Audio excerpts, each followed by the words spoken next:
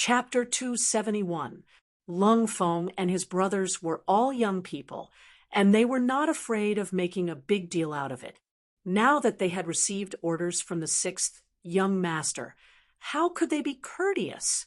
Immediately, their eyes lit up as they took out their military knives and began to tear down the door. Very soon, the sound of clanking could be heard.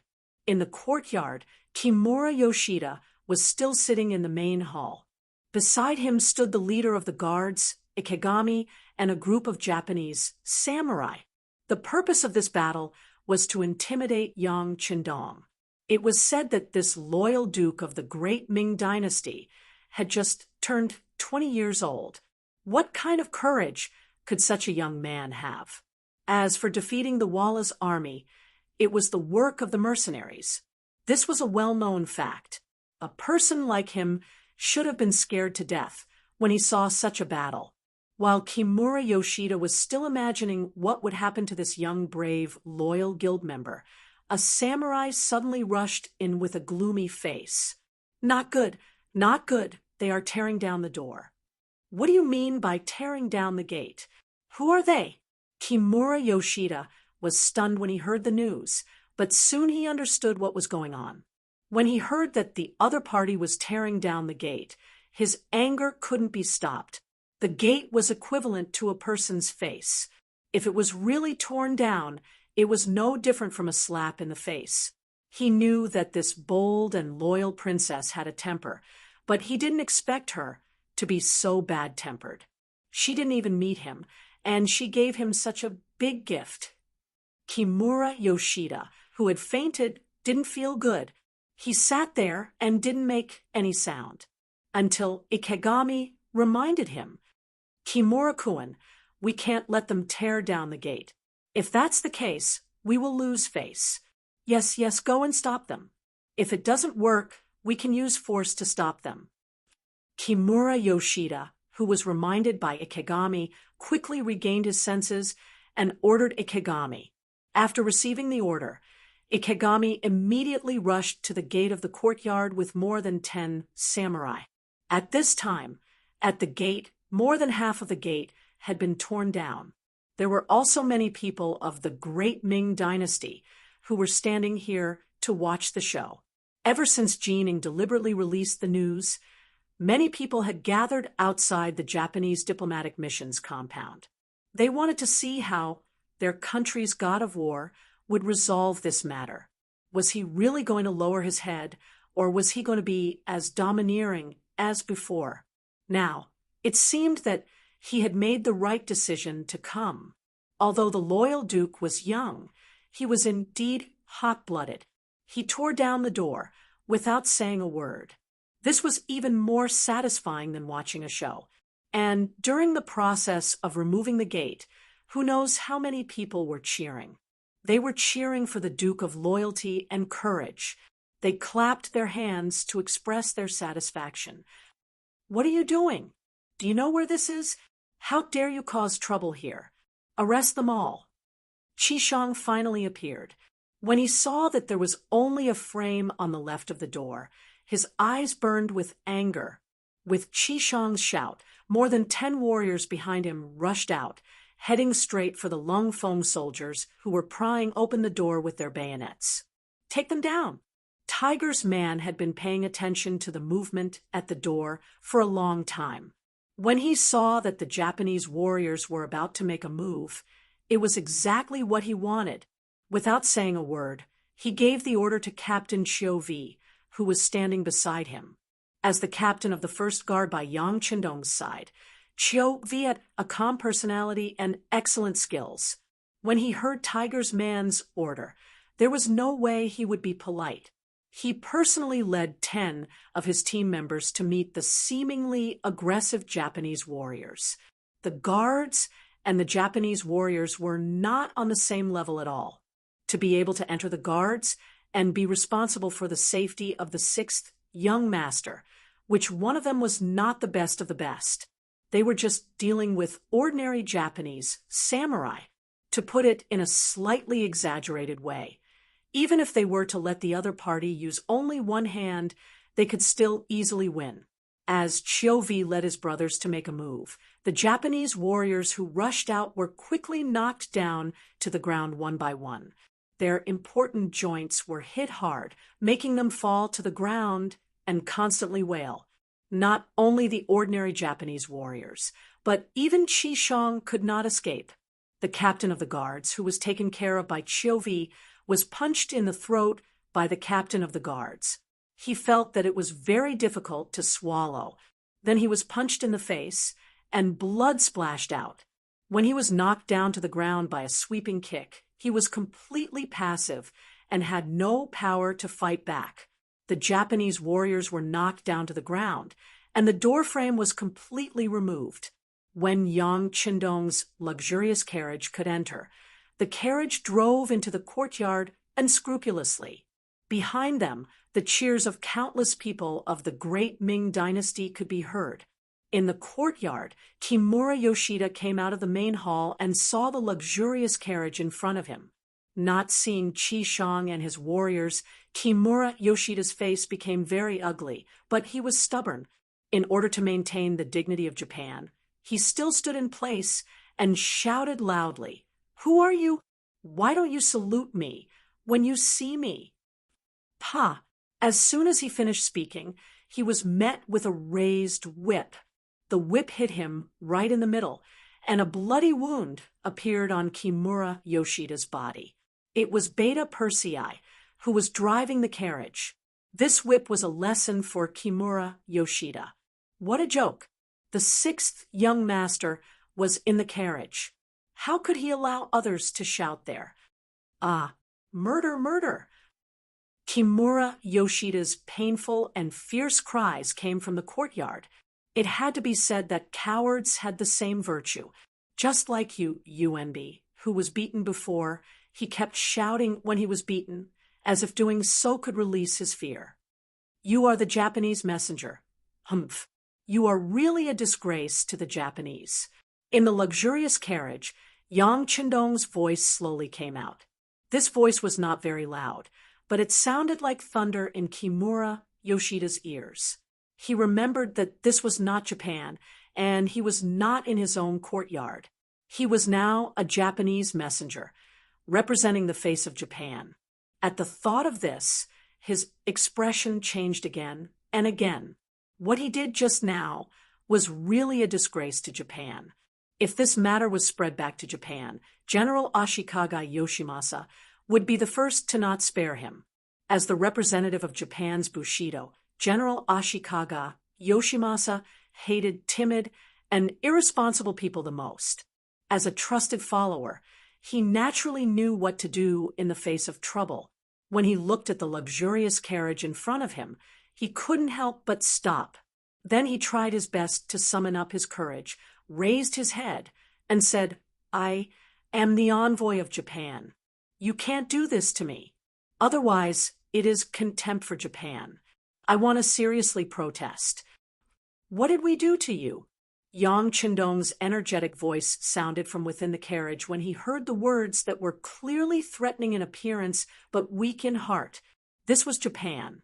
When facing the weak, they were condescending. In the face of the strong, they finally knew how to say the word of protest. Some people were like this. If they didn't feel pain, they wouldn't know how powerful you were, and they wouldn't know what fear was. After being asked by Yang Qindong, Kimura Yoshida looked surprised. Thinking that he had just been whipped and the scene of Ikegami and other samurai being beaten to the ground, he said, "You hurt the Japanese messenger, and our samurai." "Nonsense! Do you think that I, the Duke, will not let my guards beat him up? Don't you know that we have a saying, 'A good dog doesn't block the way'?" Yang Qindong's voice came out of the carriage again. Being called a dog, Kimura Yoshida's face was of course not good. However, the situation was beyond his control. If he spoke rudely now, he wouldn't be able to escape from being beaten. As the saying goes, a wise man knows better than to fight when the odds are against him. He decided to endure. A gentleman's revenge is a dish best served cold. "That's enough, Mr. Zhongdan. Since you are here to negotiate, Shouldn't you meet with me now? Of course, I want to see what you have to say. The curtain of the carriage was suddenly opened from the inside, and Yang Chendong appeared in front of Kimura Yoshida, dressed in a green robe. This was the first time the two had met. Kimura Yoshida had the common characteristics of Japan. He was very short and looked a little wretched, compared to the tall and handsome Yang Chendong. In terms of appearance, the difference between the two was more than one grade. Not to mention, Kimura Yoshida was already a middle-aged man. In comparison, Yang Chendong was too young, even a little too young. Yang Chendong finally appeared. He jumped down from the carriage and landed in front of Kimura Yoshida. When he saw that the other party was still looking at him from head to toe, he showed a trace of displeasure and said, "What's wrong? Are you not going to salute me when you see me?" Oh, being stared at by Yang Chendong's murderous eyes and his powerful aura, Kimura Yoshida couldn't help but agree. Then he said respectfully, "The Japanese envoy greets Mr. Zhongdan of the great Ming dynasty." "Raise your head," Yang Chendong said magnanimously, then flicked his sleeves and looked like a gentleman. And this scene was seen by the commoners who were watching from outside. The gate was opened, and the people could directly see what was happening in the courtyard from the street. When they saw the Japanese envoy hurriedly salute Dong Shuai, when he saw him, they immediately felt happy. Some people even cheered directly. It was the cheers that woke Kimura Yoshida up. He instantly realized that he was the envoy, and now he represented Japan. How could he bow his head in front of Yang Chendong? Kimura Yoshida was angry that Yang Chendong had humiliated him. He immediately raised his head and looked at Yang Chendong with resentment.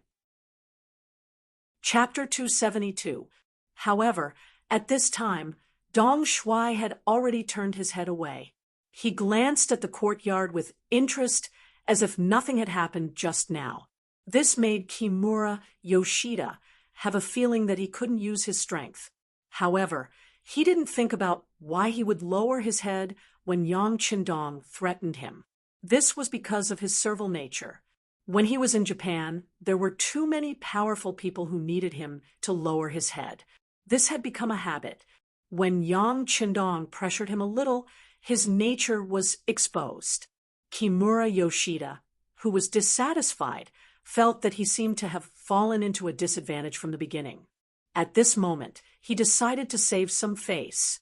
He wanted to threaten Yang Chendong enough in the following negotiations to let him know that Japan was now very strong, strong enough to threaten the Ming dynasty. "Loyal Duke." Kimura Yoshida raised his head and walked forward. He was about to say something, but at this time, Yang Chendong's voice sounded before him. "Mr. Kimura, what do you think of the capital of the Ming dynasty? It's very good, very majestic, and very spectacular. There are also a lot of people." Kimura Yoshida didn't know how to get to the point. After hearing Yang Chendong's words, a thought came to his mind. First, he praised Yang Chendong. When he saw the loyal and just great Ming dynasty nodding and smiling, he suddenly changed his tone and said, "It's just that although the Ming dynasty had a large population and had vast lands and abundant resources, they lacked a trace of courage. Especially last year, an army of 500,000 was defeated by the Walla cavalry that only had a few tens of thousands." As he spoke, Kimura Yoshida shook his head as if he was lamenting for the Ming dynasty. However, Yang Chendong knew that he was rubbing salt on the wound. He was also telling Yang Chendong that the Ming dynasty's army's combat power was not good. If they really fought with the warriors of Japan, it was still unknown who would win and who would lose. Well, Mr. Kimura is right. The Ming dynasty did lose the battle last year. To Kimura Yoshida's surprise, Yang Chendong actually admitted it calmly. This was the truth. Even if Yang Chendong didn't want to admit it, he couldn't. Instead of beating around the bush, he might as well admit it so that the other party wouldn't have an excuse to attack him. Therefore, Yang Chendong's tone changed after he finished speaking. However, that battle wasn't fought by the Daizong Emperor, but by Yingzong. It was because of the chief eunuch Wang Zhen's mistake in commanding that our great Ming Empire's army was defeated. Because of this matter, our emperor has already learned from the painful experience and is now recruiting new troops, establishing firearms and artillery battalions. The strength of the army is increasing day by day. I think Kimura-san should have heard of this. I believe that it won't be long before these elite troops can return to the battlefield. At that time, anyone who wants to spy on our great Ming dynasty will become a ghost under the blade of the sword. Yang Chendong spoke unhurriedly, as if he was repeating an extremely ordinary matter. Kimura Yoshida curled his lips in disdain. Of course, he heard that the great Ming Empire was training new troops, but he wasn't optimistic about it. It was difficult for an army without enough training to play a role on the battlefield, especially for new recruits who had never been to the battlefield. They couldn't make people feel the slightest fear. Therefore, he was not afraid of what Yang Chendong said. On the contrary, such a demonstration would only have the opposite effect. It would only prove that the current Great Ming dynasty was extremely weak. Perhaps Japan could take this opportunity to enter and ask for benefits. Kimura Yoshida was still disdainfully pouting, but all of this changed because of Yang Chendong's next words. Soon, his face became heavy. By the way, there is one thing that I forgot to tell Kimura-san. Our great Ming Empire has already established a friendly relationship with the sea mercenaries. If Japan really wants to send troops, I'm afraid that they will have to go through them first. As soon as the matter of the mercenaries was mentioned, Kimura Yoshida finally stopped being arrogant and looked very serious. If it was a month ago, Kimura Yoshida didn't care about the mercenaries. However, on the sea route from Japan to the Great Ming Dynasty, he happened to encounter a group of mercenaries on the sea. They were dressed in pure white military uniforms, and they used powerful artillery to suppress and stop the ship he was on. Not only that, but they also took away all the valuable things on the ship. In the face of all this, Kimura Yoshida and his subordinates could only stare blankly at each other. After witnessing the power of the enemy's powerful cannons, which could create huge waves when they entered the sea, they were really scared. This kind of firearm should not be owned by human beings. They knew that if they really wanted to fight back, they would only have one result, and that was to die in the sea. They were in the sea. They were robbed on the way, and it was done by the mercenaries.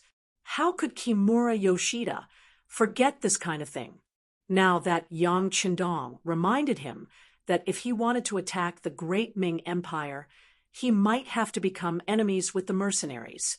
The fear in his heart rose spontaneously. He didn't know why, but the only thing that flashed in his mind was the loud roar caused by the heavy artillery falling into the sea. Kimura Yoshida was stunned. Yang Chendong knew that his threat had worked. His arrangement of Lung Feng's robbery was even more effective. He was afraid that the opponent would be incomparably terrified. They should be well behaved for a period of time and wouldn't grumble in front of others. While Yang Chendong was still thinking about how perfect his plan was, outside the courtyard, an inconspicuous woodcutter came to Yang Wu, who was standing guard outside the courtyard, and whispered something to him. Yang Wu's expression changed. He walked past the cold front and came to Yang Chendong's side. Young master, there's a small problem. When Yang Wu told Yang Chendong the news he just received, Yang Chendong's expression darkened, but he quickly returned to normal.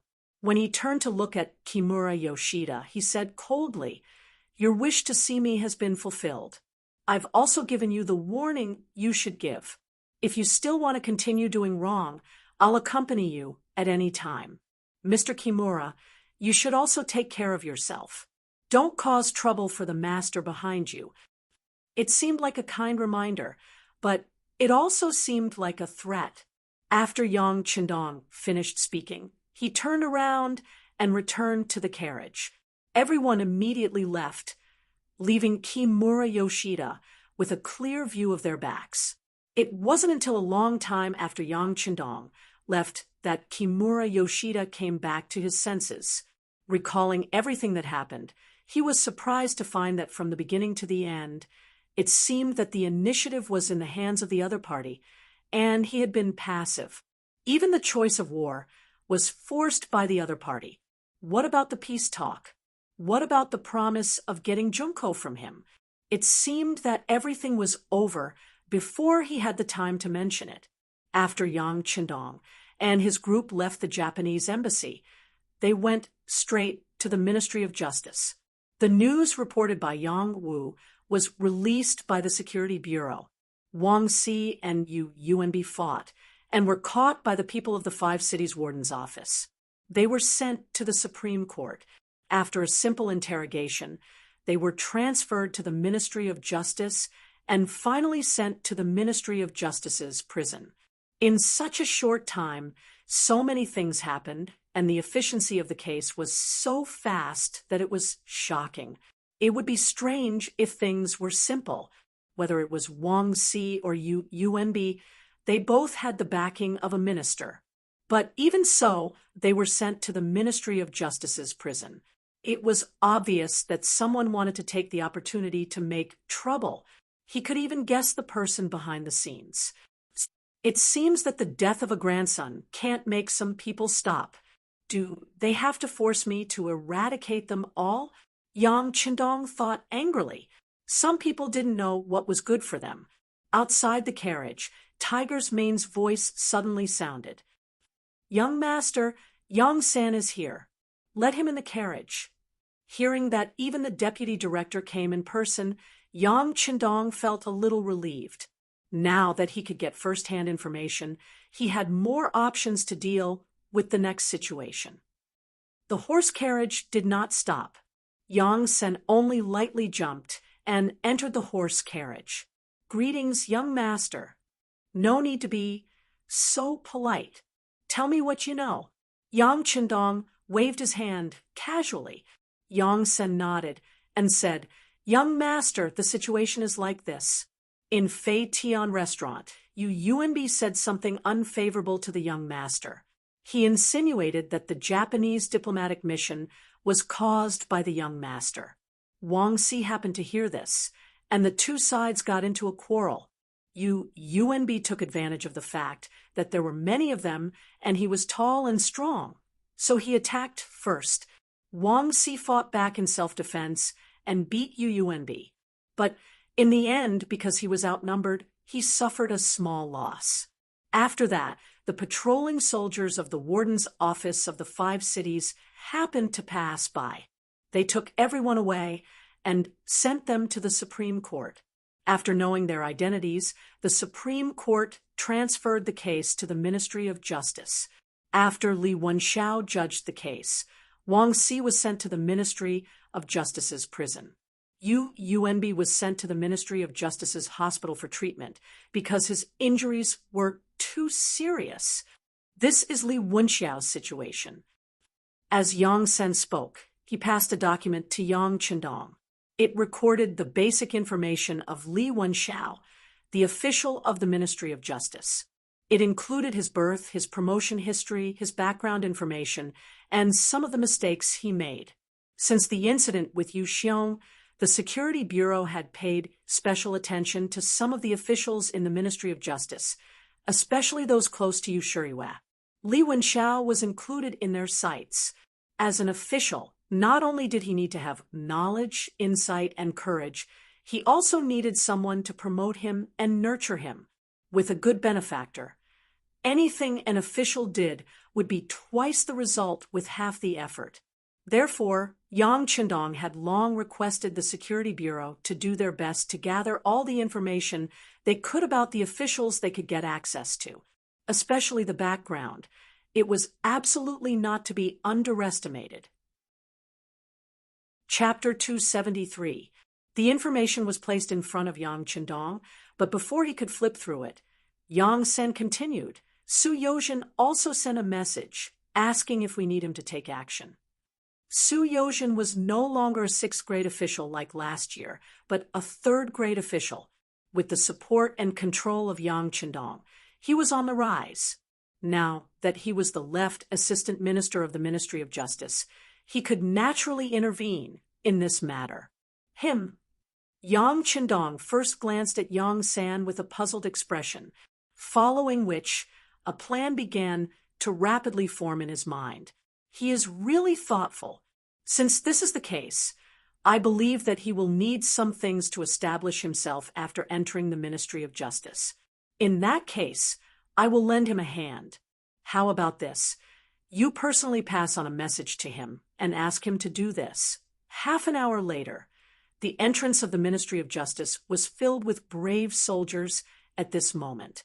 The soldiers of the great Ming dynasty, who were responsible for the security of this place, were nervously holding the spears or sabers in their hands, looking at the large, luxurious carriage parked in front of them with vigilance. Such a large carriage with such specifications could be counted on one's fingers in the entire capital, but this was the only carriage with black rubber wheels. It had almost become a symbol of Yang Qindong. No matter where he appeared, it was difficult not to attract attention. When Yang Qindong appeared here, he was naturally recognized at the first moment. But it was precisely because of this that the soldiers in charge of the security of the government were particularly nervous. Anyone who was well-informed knew that this luxurious carriage belonged to the East Marshal and the Army God. When facing the Walla army, it was the Army God who defeated them with his own strength. Not only did he kill the two younger brothers of the Walla leader, Yes Hen, but he also made them suffer heavy losses. At the same time, he also saved more than 70,000 soldiers. Even now, there were still many newly recruited soldiers who were among the 70,000 soldiers. In the entire capital, countless people had set up a longevity tablet for the Army God. When such a person came to the Ministry of Justice, how could these ordinary soldiers resist him? The soldiers guarding outside the door did not know why Yang Qindong came. The only thing they could do was to keep an eye on the carriage and send someone to inform the officials in the Yamen. Fortunately, the carriage didn't seem to have any intention of moving forward after reaching this point. The war god didn't make things difficult for them, and all the soldiers breathed a sigh of relief. The atmosphere seemed to be slowly easing. All of this continued until an official walked out of the Yamen. Judging from his official robes, he should be a fifth-rank official of the imperial court. As soon as this person appeared, he saw the luxurious carriage blocking the entrance of the Yamen. His eyes were filled with anger, and his hands involuntarily moved behind his back. He raised his head and puffed out his chest as he said, "Who are you? How could they block the entrance of the Ministry of Justice? Are you trying to rebel?" This accusation was not small at all. In ancient times, as long as it was related to rebellion, 9 generations of the family would be executed. This official said this in front of so many people. It was obvious that he wanted to put a huge accusation on Yang Qindong, so that he would be careful with his words and actions. The only luxurious carriage in the capital was in front of them, but this official acted as if he didn't see it. Moreover, he immediately put a huge accusation on them. If he said that he came to solve the problem with good intentions, no one would believe him. As soon as the accusation of rebellion was mentioned, everyone's expression changed. Even Beta Persei, who was driving the carriage, had an unfriendly expression. He glared fiercely at the fifth-rank official in front of him. The other guards and Lung Feng, who came with him, also emitted a murderous aura. They looked as if they would tear this person into pieces at the slightest order. Ha ha ha! When the atmosphere reached its peak, laughter suddenly came from within the luxurious carriage. It was this laughter that made those Lung Feng members, who were unable to suppress their resentment, feel happy. Their murderous aura was invisible. Needless to say, the laughter naturally came from Yang Qindong. Accompanied by the laughter, the curtain of the carriage was lifted from the inside, revealing a handsome and young face. As soon as Yang Qindong appeared, he looked straight at the official from the Ministry of Justice and asked sternly, "This duke is here. You are just a little fifth-rank official. Don't you know that you should greet him with a salute?" Originally, when he saw Yang Qindong finally show his face, this fifth-rank official was about to stare at Yang Qindong with an eye for an eye. When he suddenly heard these words, he suddenly thought of something. Then his entire body trembled.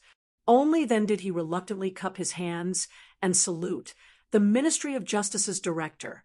Li Wenxiao greets the Duke of Loyalty. Yang Qindong was not only the Duke of Loyalty and Courage, but he had also held the position of General of Agile Cavalry. That was a second-rank military official position. According to the laws of the great Ming dynasty, when a low-rank official saw a high-rank official, he had to salute. Yang Qindong's use of this to suppress people was very suitable. Li Wenxiao lowered his head, and the momentum that he had accumulated couldn't help but dissipate. When the other soldiers of the great Ming dynasty saw that their high-rank official was like this, they also knelt on the ground and greeted loudly, "Greetings, Duke of Loyalty and Courage." Yang Qindong acted as if he didn't see these people greeting him, and he only looked at Li Wenxiao with interest. People said that enemies would always meet. They never expected that as soon as they arrived at the Ministry of Justice's Yamen, they would meet the main character. This was quite interesting. He looked Li Wenxiao up and down with a playful look in his eyes. However, it was this kind of gaze that made Li Wenxiao feel uncomfortable. He didn't know why this bold Duke of Loyalty and Courage was staring at him like this. Could it be that there was something wrong with his clothes? Li Wenxiao couldn't help but look around and size himself up. He didn't find anything wrong. When he raised his head, he saw that Yang Qindong's gaze had a few more traces of coldness. It was a cold light. This kind of gaze was full of killing intent. After just a glance, Li Wenxiao didn't know why, but he actually felt his whole body turn cold. Although the weather had begun to warm up, he still felt his whole body tremble at this time. Li Wenxiao, who was frightened by this kind of gaze, wanted to turn around and leave. However, he knew that if he backed down now, then everything he had done before would be in vain. In order to win the high-rank official's satisfaction, he could only endure. As long as he blocked Yang Qindong's anger, he would be able to truly enter the eyes of some officials. In order to encourage himself and to increase his courage, Li Wenxiao raised his head again and said, "Duke of Loyalty and Courage? I don't know why you didn't stay in the Yang family village, but instead came to the Ministry of Justice's Yamen. Do you know that this is an office? Your appearance has already affected the Ministry of Justice's official operations. If something happens because of this, can you bear the responsibility?" Li Wenxiao's words had a strong sense of righteousness, and the excuse he found was also appropriate. Just as he was feeling satisfied with his words, Yang Qindong had already replied, "Since you came to the Yamen, of course you came to complain. Don't tell me you came here to eat? Ha ha ha. Ha ha ha ha ha." Yang Qindong's laughter immediately attracted a round of laughter from the accompanying lung foam. This laughter made Li Wenxiao's words seem like a joke. Immediately, he was so embarrassed that his face was filled with anger. This was clearly a feeling of being looked down upon. Just as he was about to shout and treat it seriously, there was a sudden sound of footsteps behind him. Then he heard someone say, "Left Assistant Minister Su Yozhen has arrived." When the voice sounded, Li Wenxiao's body shook. He hurriedly turned around and saw that one of the Shangguan officials, Su Yozhen, had appeared. He hurriedly bowed and said, "Li Wenxiao greets Lord Su." "Well, you did well. As soon as Su Yozhen appeared, she gave Li Wenxiao a verbal compliment. This sentence made Li Wenxiao, who was originally furious, feel very comfortable. With the Shangguan officials supporting his actions, he wanted to see what this Duke of Loyalty could do to him next. Su Yozhen nodded at Li Wenxiao with an expression of praise. At this moment, he also noticed Yang Chendong standing at the entrance. He immediately cupped his hands and bowed. So it is the Duke of Loyalty. Please forgive me for not coming out to greet you. But what is the Duke of Loyalty doing here? Moreover, he had so many servants with him. Could it be that you are dissatisfied with the Ministry of Justice? First, the greeting was followed by the questioning. Su Yozhen did things swiftly and decisively. He had the demeanor of a great master. When these words came out, the originally frightened soldiers felt very refreshed. The originally low morale seemed to have recovered by quite a bit. However, when Yang Chendong saw Su Yozhen appear, he was neither happy nor angry. No one could tell what he was thinking.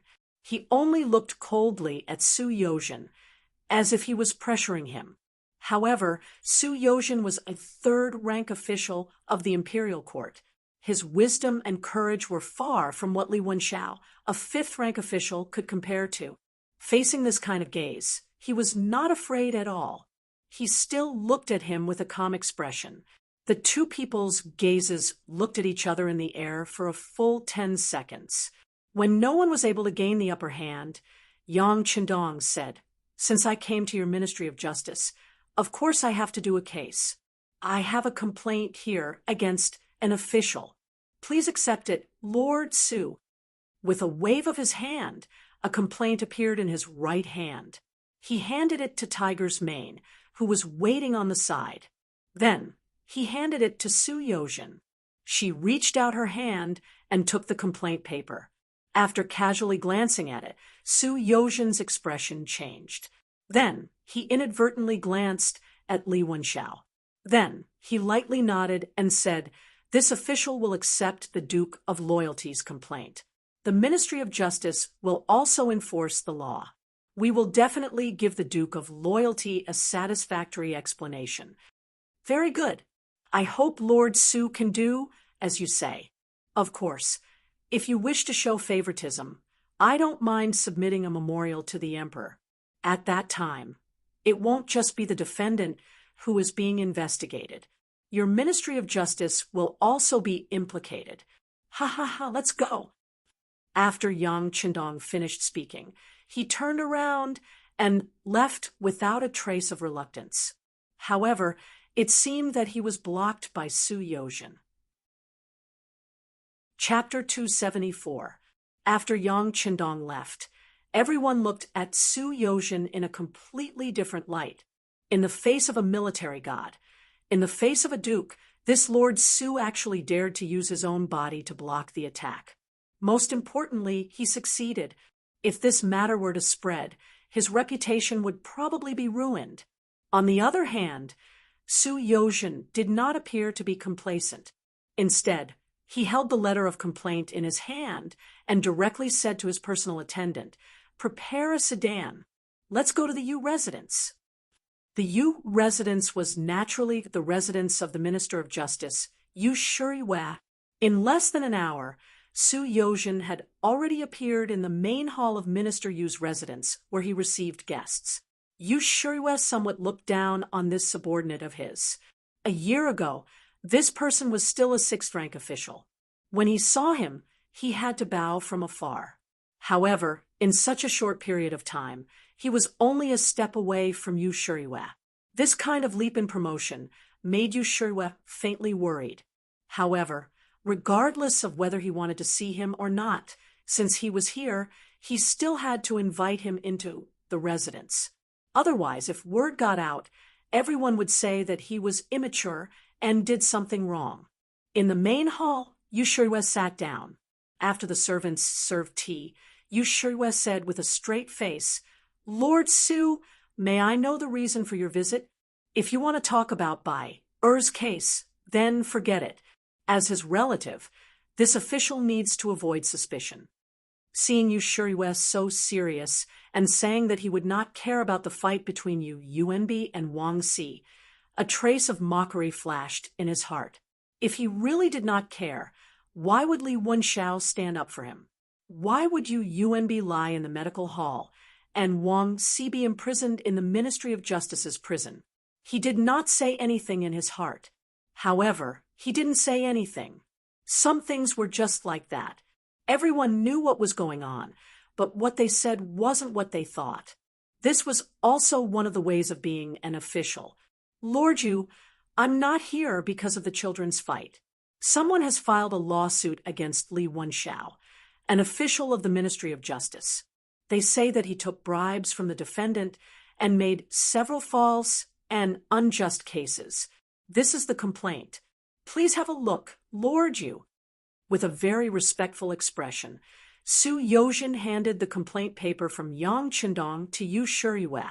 She had thought that Su Yozhen was here to talk about her grandson's case. Although this case was not big, and the details of the case were not serious, it still involved two ministers. It could be said that it was very important. It was reasonable for Su Yozhen to come here and say something bad about him. After all, everyone had the desire to improve themselves. However, when Yu Shuriwe heard that Li Wenxiao was involved in the case, her face turned serious. Just 4 hours ago, Li Wenxiao sent a trusted aide to report that Yu Yuanbi had been arranged to rest in the medical office by him. Wang Si had been thrown into prison and needed to be cleaned up. Yu Shuriwe had a good impression of Li Wenxiao's actions. He thought that Li Wenxiao was worthy of being promoted by him. His performance was really good. If there was a chance in the future, he would consider giving him more responsibilities, promotion. However, he did not expect that someone would file a lawsuit against him so quickly. He would never believe that it had nothing to do with his grandson's case. Who sent the complaint paper? Yu Shuriwe, who was angry, suppressed his anger and asked. Yang Qindong, the Duke of Loyalty, Su Yozhen, who knew that he would ask this question, answered softly, "It's him." When he heard that it was Yang Qindong, who personally handed the complaint paper, his right eyelid could not help but twitch. If it was someone else, he might be able to find a way to deal with it and find a suitable way to turn the big problem into a small one. But if it was Yang Qindong, then it was obviously impossible to fool this matter easily. If he did this, not only would the matter not be solved, but it might also implicate him. Who? After exhaling a long breath, Yu Shuriwe thought about the whole matter from beginning to end. Then he thought of abandoning the rook to save the king. Following that, he said, "Forget it. Since it's a letter of complaint from the loyal duke, then we must investigate it thoroughly. Everything will be done according to the law. It is better to let Sir Su take over this matter." Yes, I accept the order. Su Yozhen wanted this result. No matter what, Li Wenxiao was also a person promoted by Yu Shuriwe. If he started the investigation without even a greeting, it would seem a bit aggressive. If some of his colleagues found out, they would think that he was threatening his superior. However, with this trip and Minister Yu's permission, all of this was within his expectations. After all, anyone would be willing to sacrifice themselves for Li Wenxiao, a fifth-ranked martial artist. And with Yu Shuriwe's reply, no one would be able to say anything about it. After finishing the business, Su Yozhen got up and said goodbye. He quickly left Yu Manor. As soon as he left, Yu Shuriwe summoned his trusted aide and whispered, "Make arrangements for Li Wen's family. Tell them not to worry no matter what happens. This official will ensure the safety of their parents and ensure their future. Tell them not to speak or act recklessly." Yu Shuriwe was so worried because when Li Wenxiao was promoted, he had received a lot of gifts from him. As the saying goes, one's hands are soft when one receives gifts. That was why he promoted him to be of use. The facts also proved that this person was very good at handling matters. He could rest assured that some things would be handed over to him. But what he did not expect was that something would happen now.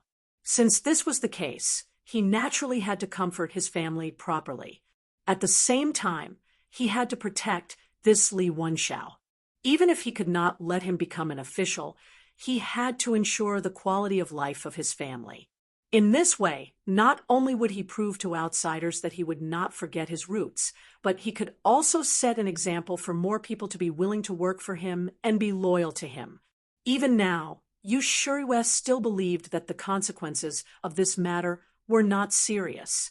At most, he would lose a good general and just have to give out some money. But he did not know that Li Wenxiao's matter would be the fuse that would lead to his downfall. It was truly a case of everyone kicking a man who was down. In the depths of the imperial palace, in the main hall where acting patriarch Zhu Qiyu worked, at this moment, he was listening to Chief Eunuch Jining report on two matters that had just occurred in the capital. It was worth mentioning that these two matters were closely related to the Duke of Loyalty and Courage, Yang Qindong. The first matter naturally referred to Yang Qindong's meeting with the Japanese envoy Kimura Yoshida, tearing down the gate of the diplomatic mission, forcing his way in, and whipping the envoy was something that had never happened in history. But Yang Qindong had done it, and it had to be said that he was extremely daring. Even Zhu Qiyu was shocked when he heard about it. He wondered if this Duke of Loyalty and Courage was not afraid that the Japanese would fly into a rage out of humiliation and invade the great Ming Sea. But no matter what he thought, Zhu Qiyu had no intention of interfering. This was because the outcome of this matter seemed to be beneficial to him. If Yang Qindong's actions had frightened the Japanese emissaries and made them give up, then he would also have some peace and quiet. Others would also say that he had used the right people to do so.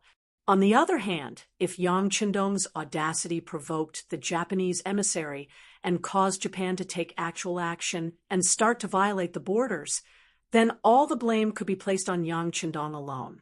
This would greatly damage his reputation, and at the same time, it would be the best excuse to deal with him. Presumably, at that time, it might be time to deal with the threat. Zhu Qiyu was happy to see such a thing happen. She wouldn't be criticized and attacked by others. She could also gather power in her own hands. On the contrary, he hoped that this Duke of Loyalty and Courage would be happy, because the more things he did, the more he would expose himself, and any mistake could become one of the ways to attack him. As the influence of the Yang family bank grew, more and more people saved money. At this moment, Zhu Qiyu was jealous. If it were not for the fact that the new army was still being recruited and trained, the matter of Zhu Qijin in the south had not been resolved, and the situation in Walla in the north had not been completely settled, he would have already made dealing with Yang Qindong his top priority. Regarding the first matter, Zhu Qiyu didn't express any opinion. She simply watched as it developed. The second matter, Yang Qindong's submission of the complaint to the Ministry of Justice, made Zhu Qiyu have to say something. Although this Yang Qindong is young, he is not reckless. We thought that he would take credit for his contributions and force his way into the Ministry of Justice's yamen. If that's the case, then we cannot let this matter escalate. We will have to ask him for an explanation. Yes, Your Majesty is right. This Duke of Loyalty and Courage does things with some propriety, but the left assistant minister Su Yozhin was able to withstand his attack head-on and did not yield a single step. Moreover, he even made a trip to the Yu Mansion to ask for Shangguan's advice. He is also a smart person, a capable official. Borrowing the emperor's words, Jining conveniently picked up some private goods and sent them over. Recently, Su Yozhin had given Jining a lot of benefits. He had given her banknotes and treasures. Jining had been served very well.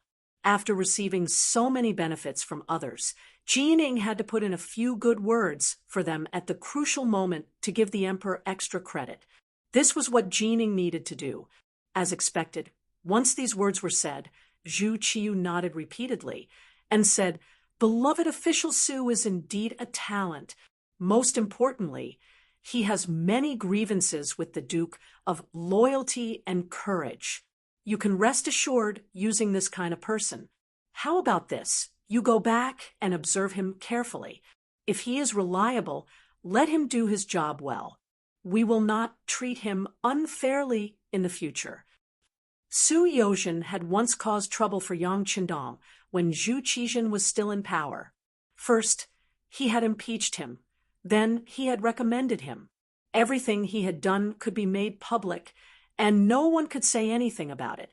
Even Yang Qindong did not seem to be able to retaliate against these methods. An official like this, who did not fear powerful officials and had his own methods, of course Zhu Qiu would like him. At least he knew that this person's existence could somewhat curb Yang Qindong's forceful momentum. This was enough for him to be of great use. Chapter 275.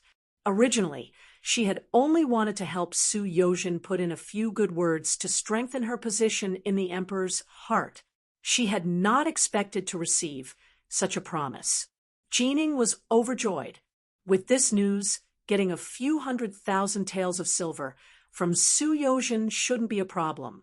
Delighted, Jining respectfully replied, "This subject will pass on your Majesty's words to Lord Su. I'm sure that he will shed tears of gratitude and will wholeheartedly work for your Majesty in the future." "Ha ha, good, good." Zhu Qiu also laughed heartily, but in his heart he was somewhat looking forward to the next two things. He wanted to see what would happen when the two grandsons of the minister fought. He wanted to see what the Japanese would do. He also wanted to see what kind of wonderful performance Su Yozhen would have. The Wang residence. As the current Minister of Personnel, he was in charge of the promotion and evaluation of officials. Wang Zhi's residence had a majestic aura. But at this moment, in his study, Minister Wang's expression was rather unsightly. This was especially so when an official came to report that his most favored grandson, Wang Si, was currently suffering from hunger and cold in a dungeon. He was so angry that his beard trembled. As the Minister of Personnel for many years, he had personally promoted countless officials. If one were to say that it wasn't because of one's personal preference, no one would believe it even if one were to say it. It was precisely because of this that in the past few years, very few people in the capital had been able to escape his eyes and ears. There would always be some officials who would reveal information to him in the name of repaying a debt of gratitude, and this included people from all sorts of departments. Just as his grandson had started fighting with Yu Shiyue's grandson, the news had arrived. Wang Zhi did not care at first when this matter came out. It was just a child's quarrel. They would each be given 50 strikes and sent back to their respective residences to manage. At the very least, if he were the one in charge, this would definitely be the case. After all, he was the Minister of Personnel, and Yu Shiyue was the Minister of Punishments.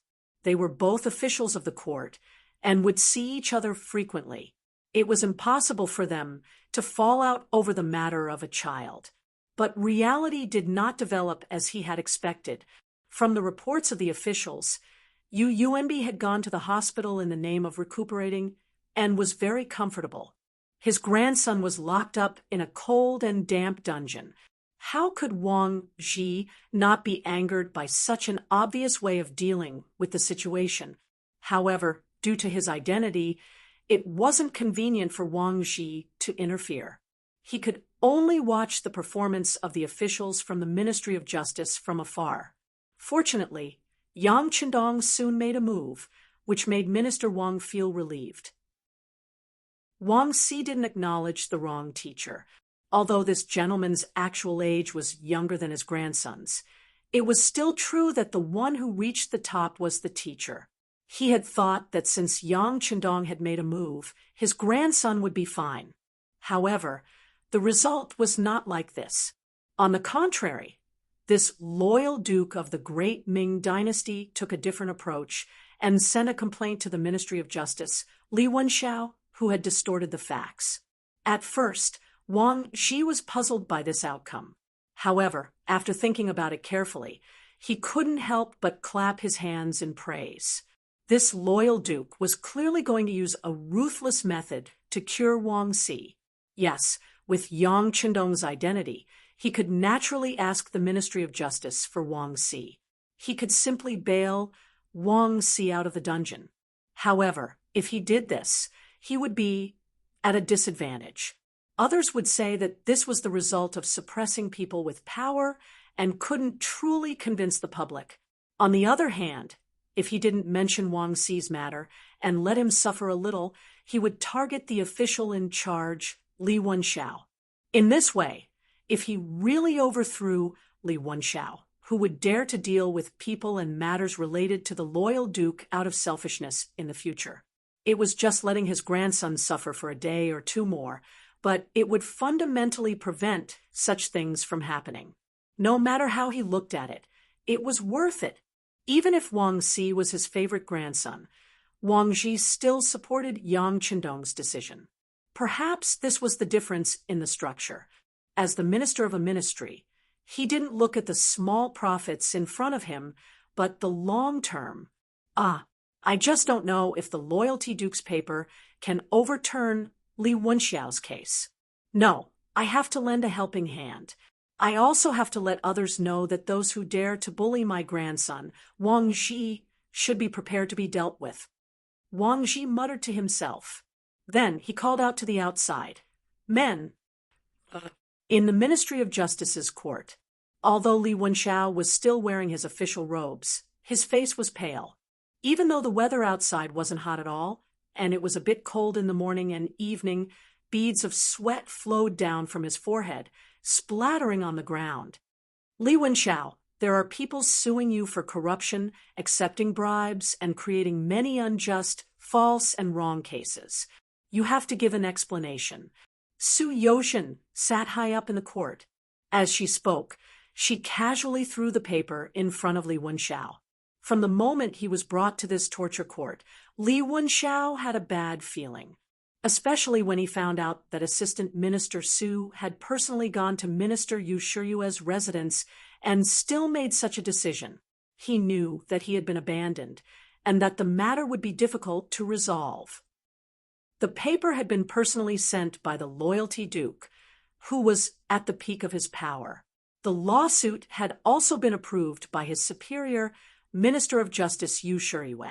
The person in charge of his trial was the second in command of the Ministry of Justice, Left Assistant Minister Su Youshan. With such a weighty list before him, if he still held on to any hope, wouldn't he be deceiving himself and others? Wasn't this enough to wake him up and frighten him when the paper floated in front of him and he looked at the details written on it? His sweat dripped down even faster. He had done many of these things very secretly. He didn't know why they were still dug up. However, after reading the complaint, he felt much more at ease. There was no other reason other than the fact that the things recorded on the paper were all recent and the amount of corruption wasn't that huge. From the looks of it, it wasn't enough to smash him to death with a hammer. At most, he would be dismissed from his position. If things went well, he might even be able to keep his position as an official and rise again in the future. It was precisely because he saw these papers that Li Wenxiao was not as afraid as before. When he raised his head to look at the presiding judge, Su Youshan, he actually had an honest expression as he said, "Lord Su, this official has indeed done some foolish things. After the incident, I deeply regret it. Please take into account this official's honest answers and cooperation, and forgive me." "Oh, so you've admitted to it?" Originally, Su Youshan had been waiting to see Li Wenxiao cry out that he had been wronged. Then he would show his swift and decisive side, and let everyone see how the newly appointed left assistant minister dealt with the case, and how ruthless his methods were. Of course, all of this was based on his trust in Yang Qindong. He knew that since this person had taken out these papers in front of everyone, he had to have enough evidence. But he never thought that Li Wenxiao would not only admit to everything, but also have such a positive attitude. This made him feel like he had punched cotton. A police officer's achievement was to find the culprit through clues. A judge's achievement was to use enough evidence to make the defendant admit to his crimes. However, if all the prisoners were to confess before he could do anything, then there would be no sense of accomplishment. At this moment, Su Yozhen felt this way. He had already seen the papers. If Li Wenxiao denied everything, then he could produce enough evidence to prove that he was right. He could also add a heavy punishment based on the other party's uncooperative behavior.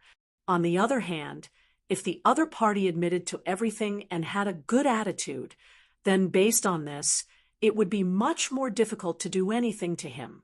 If Yu Shuriyue sincerely protected him, then it was possible that he would be able to keep his position as an official. At this moment, Su Yozhen was a little disappointed.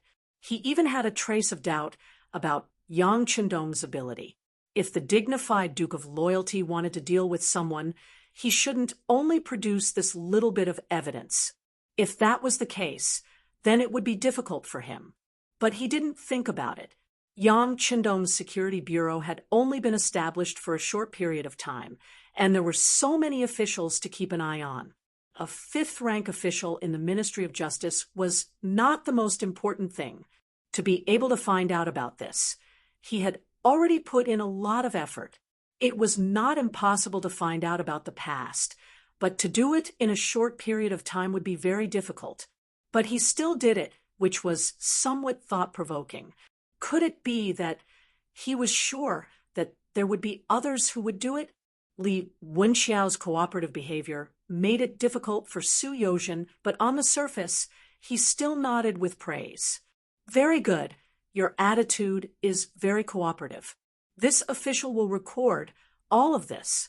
As for how to deal with it, in the end, I still need to discuss with a few officials before the final decision can be made. For now, leave.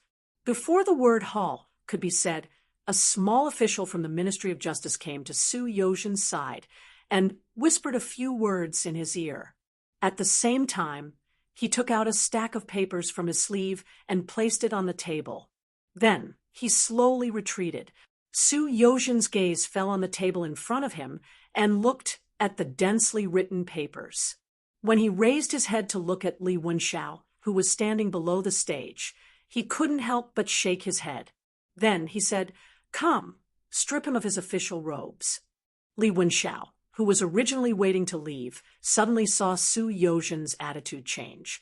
At the same time, his heart was beating like a drum as he shouted, "Official Su, why are you doing this?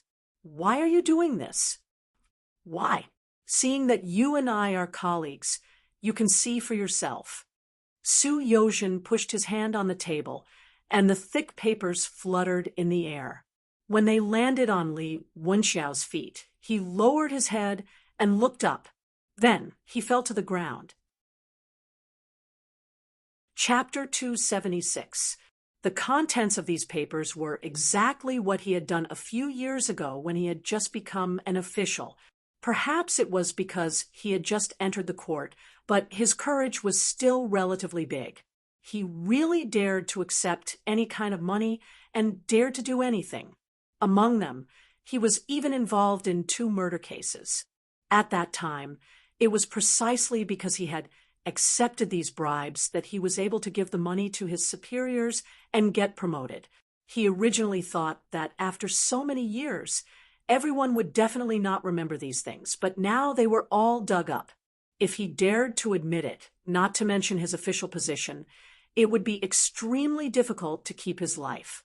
No, these things were not done by me. It has nothing to do with me. Seeing that he might die if he admitted it, Li Wenxiao, of course, would not let go. Li Wenxiao's expression finally changed, which also made Su Yozhen interested. These were all sent by the Minister of Personnel, Wang Zhi, so there was no need to doubt the authenticity of these documents. In the face of ironclad evidence, Li Wenxiao still dared to deny it. It was finally time for Su Yozhen to show his skills. What? You don't want to admit it? Well then, we will interrogate you one by one. Come, prepare the torture equipment. Su Yozhen's angry voice resounded throughout the entire torture chamber, although it was said that there was no need to torture a doctor. Seeing that Li Wenxiao was about to die, Su Yozhen would not be polite. He was still waiting to use this case to gain a foothold in the Ministry of Justice. On the road to Yang Qindong, the convoy was caught by the Security Bureau. Then, Tiger's Mane told Yang Qindong in the carriage that Minister Wang Ji had taken action and obtained a large amount of evidence of Li Wenxiao's violation of the law. Young Master, Minister Wang has taken action, and the Ministry of Justice has also released Wang Ji. At this time, he is heading towards the Wang mansion. Tiger's Mane's voice clearly came out and entered the ears of Yang Qindong, who was sitting in the carriage with his eyes closed. I know.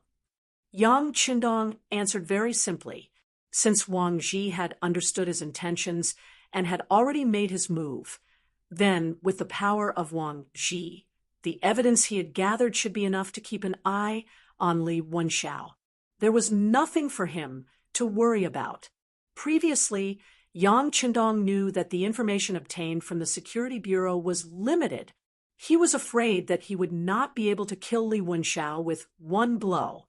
However, he still did it because he believed that Wang Ji would definitely take action after knowing what he had done. If he couldn't even see it, he wouldn't have been able to stay in the position of Minister of Personnel for more than 10 years. Since Wang Ji had made his move, Li Wenxiao would definitely die. This matter could be put aside for the time being. Some things needed to ferment for a period of time before they could be dealt with. Thinking about it, that way they would be able to reap greater rewards. Tiger's Mane, in the name of this young master, quickly informed Commander Gao Xiong that he can take action. Understood, young master. Tiger's Mane replied and rode away. Leaving Yang Qindong alone in the carriage, he muttered to himself, "Since you can't see the faces of some people clearly, then I'll give you a lesson." After experiencing inhumane treatment, Li Wenxiao also enjoyed many of the torture instruments that he was already familiar with. In the end, he spat out and confessed to many of the things written on the confession paper. When Su Yozhen received Li Wenxiao's confession, it was already the morning of the second day. Although he didn't sleep much this night, it seemed that everything was worth it to be able to achieve such a result. Of course, what made Su Yozhen even more excited was that after a night of torture, Li Wenxiao's psychological defenses had completely collapsed. He really said whatever he wanted to say, and in the end, he even accused many people, including the matter of him sending money to Minister of Justice Yu Shiyue.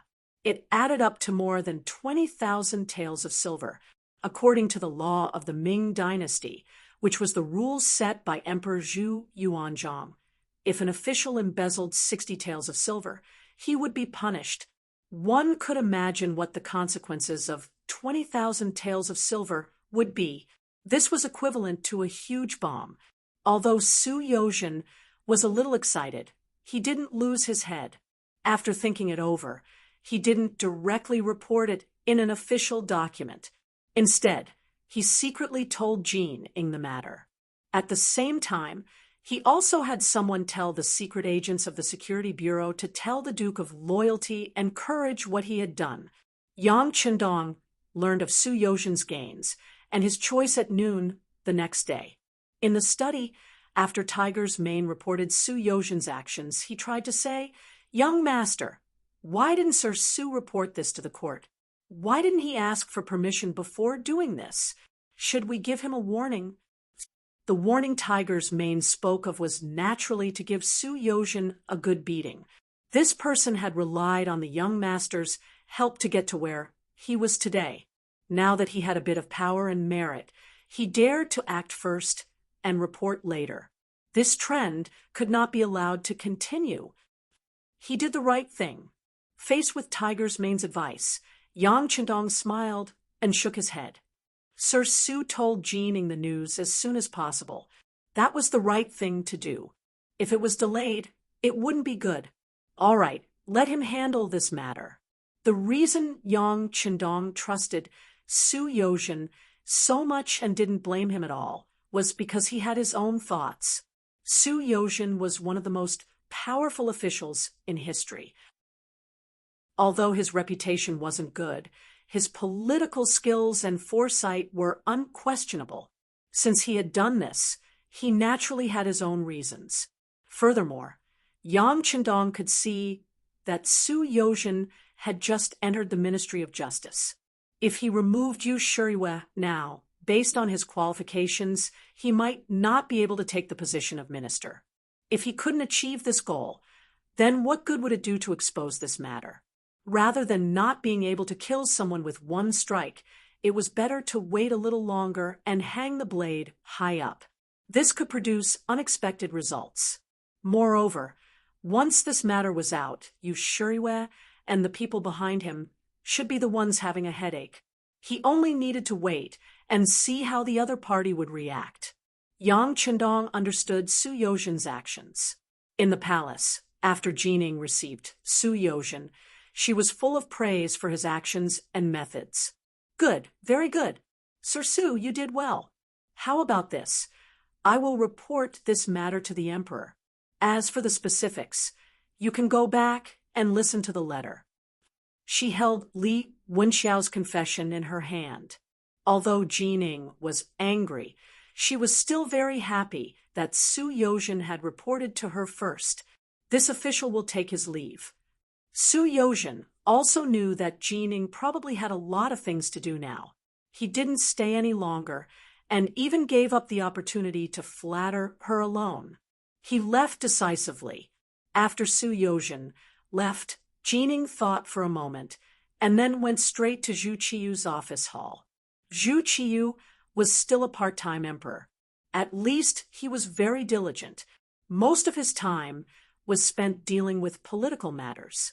When he saw Jining appear in front of him with a serious expression, he instinctively felt that something was wrong. He asked, "Beloved official Jin, did something happen?" "Yes, Your Majesty. Just now, the left assistant minister of the Ministry of Justice came and gave me these." As she spoke, Jining respectfully presented the confession she had just received to Zhu Qiyu. Then she explained, "This is Li Wenxiao's confession. If everything is true, I'm afraid that Sir Yu Shuriwe will no longer be able to hold the position of Minister of Justice." "It's that serious?" Zhu Qiyu, who was flipping through the confession, heard this and his eyes widened. "Yes, it's that serious. It's because of this that Su Yozhen didn't say it publicly in court. Instead, he found me in private and told me this. Your Majesty, you see..." Jining nodded and spoke very seriously. "Yu Shuriwe can't be touched now." Zhu Qiyu shook his head decisively. His expression was very resolute. This was basically what Jining had expected. Yu Shuriwe could continue to hold the position of Minister of Justice because he had gained Zhu Qiyu's trust. Although the current situation seemed to be much more stable, the external threat had not been completely eliminated. Before this, it was basically impossible to make the hearts of the people calm down. Thus, it was time to display the wisdom of the Daizong Emperor by choosing the type of officials and appointing the type of officials. Yu Shuriwe was one of the officials who supported Zhu Qiyu's camp. If such a person was to be taken down, one could imagine how the hearts of the others would waver. Not to mention, this was not long after Yang Chendong had a conflict with him. If he were to be taken down, it would only increase the prestige of the Duke of Loyalty. From then on, there would be very few people who would dare to go against Yang Chendong. If this were to happen, it would undoubtedly be a huge blow to the emperor's authority. Zhu Qiyu, who was gathering imperial power and preparing to make a big show of it, would definitely not allow such a thing to happen. Yes, you can't touch him. Jean Ing hurriedly repeated from the side. How long can Su Yozhen keep this matter under wraps? Although Zhu Qiyu did not want to touch Yushuriwe, he knew that since the matter had already happened and was being watched by two important officials, Yang Qindong and Wang Ji, it was obviously impossible to pretend that nothing had happened. As the emperor, although he had many privileges, he still had to be fair. If he was too biased towards one side, not only would it not convince the public, it would also cause trouble. This it's hard to say. Unless something big happens, I'm afraid that many people are keeping an eye on this case. Jean Ing had a troubled expression on her face. He also knew that it was not the right time to touch Yushuriwe. However, whether it was Yang Qindong or Wang Ji, who had provided evidence later, which one of them was easy to deal with, Jean Ying's answer allowed Zhu Qiyu to see a glimmer of hope. Very good. Then come up with something else to attract everyone's attention. Didn't the Duke of Loyalty beat up the Japanese envoys yesterday? Because of this, there were even censors who wrote impeachment memorials, but I suppressed them all. Now, contact more censors and have them impeach the Duke of Loyalty and divert everyone's attention. Also, privately inform Yushuriwe. He will know how to suppress this matter. Chapter 277, with Yushuriwe's status as the Minister of the Ministry of Justice. Even if Li Wenxiao's case was handled by the Ministry of Justice, he should know how to minimize the impact and extricate himself from it without needing anyone to tell him what to do. As long as Li Wenxiao went back on his words and refused to admit to what he had said about Yushuriwe, the matter could be reduced to a small matter. At the very least, the Minister of Justice could be saved. Your Majesty is wise. Jean Ing hadn't thought of a better idea, but when she heard Zhu Qiyu's suggestion, her eyes immediately lit up. Previously, Zhu Qiyu didn't want to touch Yang Qindong because he wanted to see how the Japanese envoy would react before making a decision. However, now that Yushuriwe's incident had happened, all of his plans were about to be disrupted. Using this matter to divert everyone's attention was a feasible move. Very good. Official Jean, go ahead and do it. You can contact more people and say that it's our will. Zhu Qiyu rubbed his forehead with a pained expression. Using officials to deal with officials was one of the most common tactics used by the imperial power. After all, there were only so many people at the top. If one wanted to rise to the top, not only did they need to have ability and intelligence, they also needed to have good opportunities and a good position. This was the fundamental reason why other officials were willing to lay their hands on their colleagues. Only when others fell would you have a chance to rise to the top, right? However, Zhu Qiyu didn't know that it was too early to use the imperial censor to touch Yang Qindong. On the contrary, it was equivalent to doing him a great favor. After obtaining Zhu Qiyu's permission, Jean Ing left excitedly. She quickly found the Minister of Revenue Jin Lian, the Minister of War Ming, the Minister of Works Shi Pu, and the Marquis of Wuqing Shi Heng. After they learned of the emperor's intentions, they each used their own power to have the officials who listened to them write impeachment memorials. The busiest of them all was the imperial censor of the right, Chen Yi, with the position of imperial censor of the left vacant. Chen Yi naturally became the head of the imperial censor. He managed the specific matters of the imperial censor's memorials. That very afternoon, more than 70% of the imperial censors submitted memorials to the throne. They were all talking about the same thing. The Duke of Loyalty and Courage had destroyed the Japanese diplomatic mission's encampment, tore down the courtyard door, and whipped the envoy. The imperial censors unanimously agreed that the great Ming dynasty was a great country and should have an incomparably broad mind and magnanimity. Using force to suppress the envoys of other countries like this was really unacceptable. It was a loss of face for the great Ming dynasty, and should be severely punished. With so many imperial censors participating at the same time, the news quickly spread to the ears of all the ministers.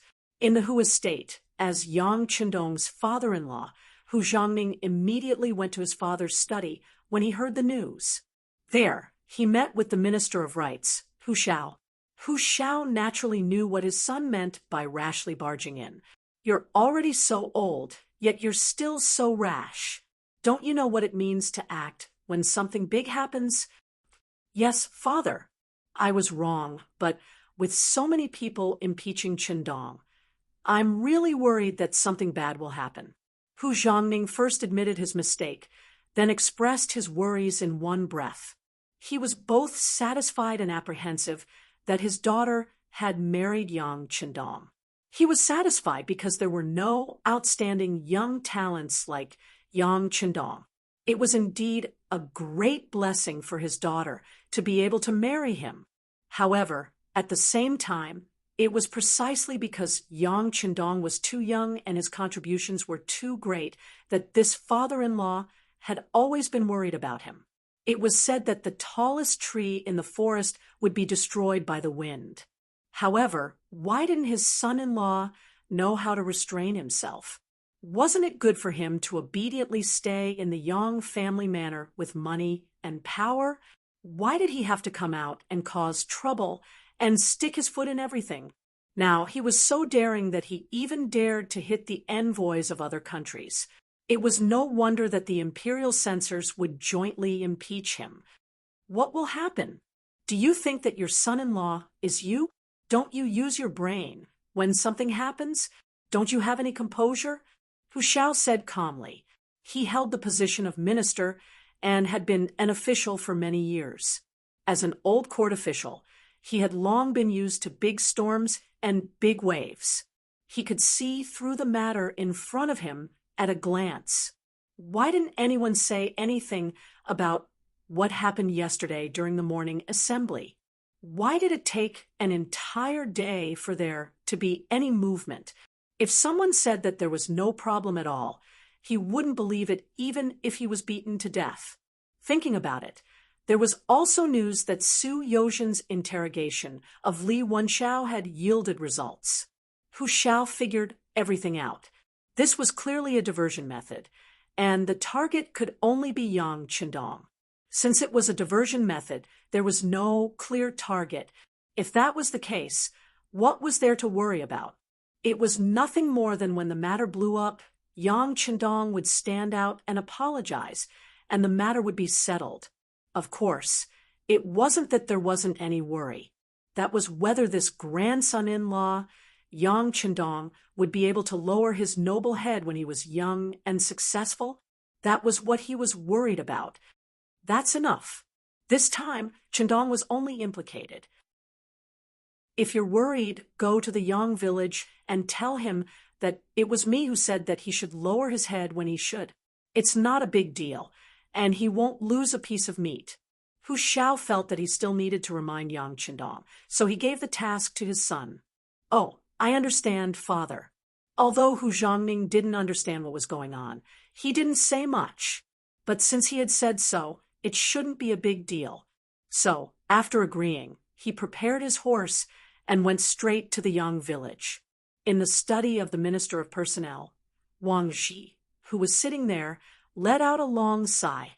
With his connections, he already knew that Li Wenxiao had admitted to everything and even exposed Shangguan Yushuriwa. Following that, he heard that the imperial censors had jointly impeached Yang Qindong.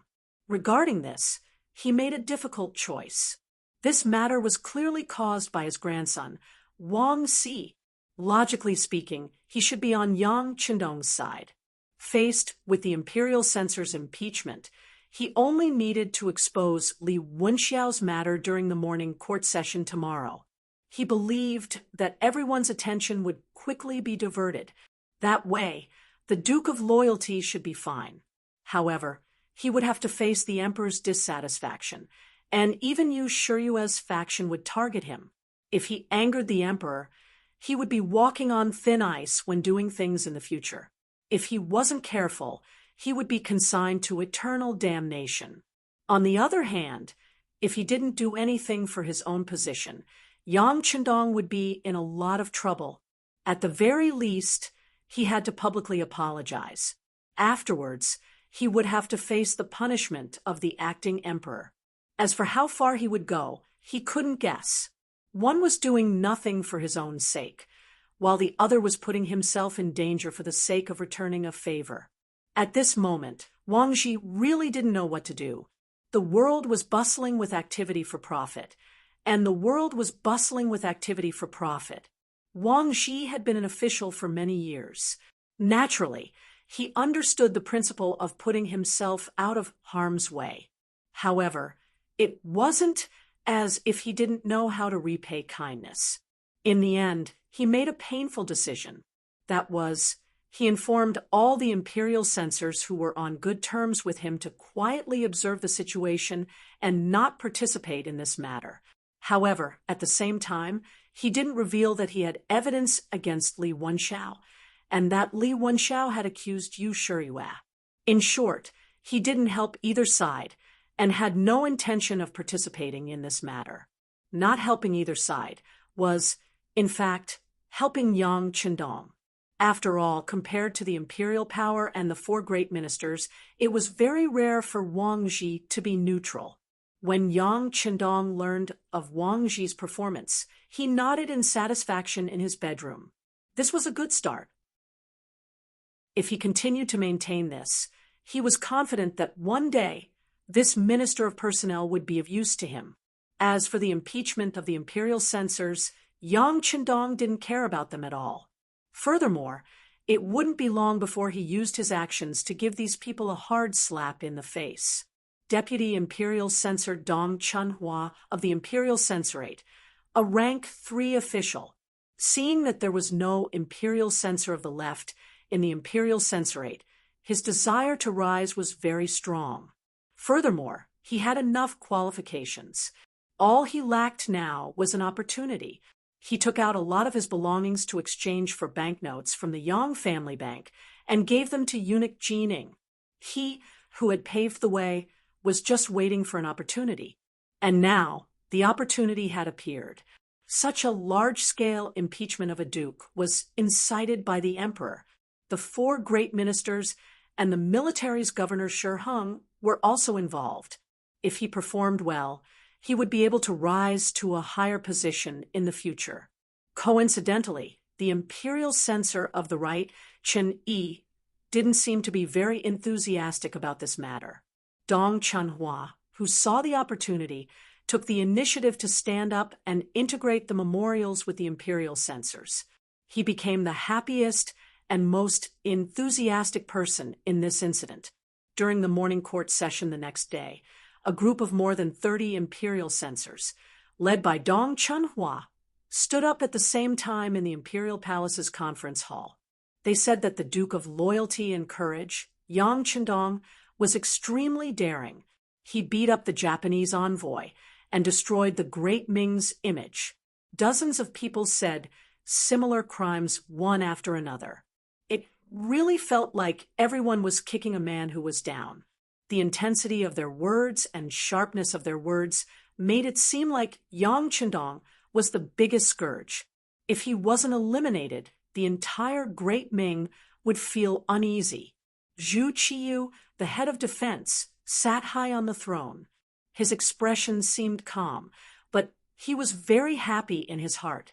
Even if Yang Chendong had made a lot of contributions, when the wind changed slightly, the feeling that a storm was coming could easily knock down any subject.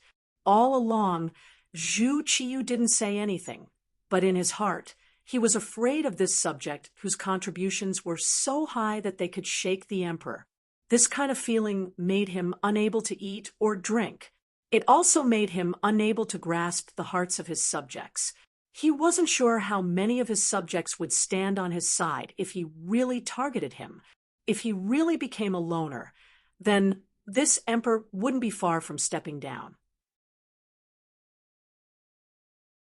Chapter 278. But today, it seemed that the result was much better than he had imagined. There were actually so many officials who opposed Yang Chendong. Looking at it this way, once the time was right, eliminating this person should not cause too much opposition and instability in the court. Under Zhu Qiyu's gaze, with a hint of encouragement, the imperial censors of the imperial censorate tried their best to perform. In particular, the left deputy imperial censor, Dong Chunhua, did his best to perform. From his words, the Duke of Loyalty seemed to have become a malignant tumor and the embodiment of evil. If this person was not punished, the entire great Ming dynasty would not be able to see the light and hope. Not only did the memorial belittle Yang Chendong, but it also emphasized the friendly relationship between the Ming dynasty and Japan. Any officials who played a bad role in the diplomatic relations between the two countries should be punished severely in order to express the goodwill of the great Ming dynasty. The former Japanese envoy, Aoki Yuki, should be released from prison. Dong Chunhua's proposal quickly received the support of more officials. It must be said that Kimura Yoshida had spent a lot of money during this period of time, and most of the people who stood up to speak were people who had received benefits before. Naturally, this time, they would do their best to perform. The situation in the court was one-sided, and the Duke of Loyalty, Yang Chendong, was described as a piece of rat shit. It seemed that because of his appearance, the great Ming dynasty had been humiliated. At this moment, most people seemed to have selectively forgotten that when Walla's army attacked the city, he was the one who stepped forward to repel the enemy. Hu Shao did not speak, and Wang Ji did not speak. However, in such a violent situation, the silence of the same minister did not play much of a role. On the contrary, some people thought that they were afraid and wanted to protect themselves. Following that, the accusations became even more severe. Some people even suggested that the Duke of Loyalty should publicly apologize and be expelled from his fief. A public apology was equivalent to Yang Chendong admitting that he had done something wrong. As a result, the prestige and popularity that he had accumulated over many days would be greatly affected. It would even have a great impact on the reputation of Yang Chendong's bank. If this was really done, the efforts of more than a year would be completely ruined at this moment. From this, it could be seen how vicious the person who made this suggestion was. Expelling Yang Chendong back to the fief of Jianing Prefecture in Fujian was tantamount to kicking him out from the center of power. If this was really the case, it would be difficult for him to make a comeback. Perhaps in the future, he could only be an idle guogong for the rest of his life.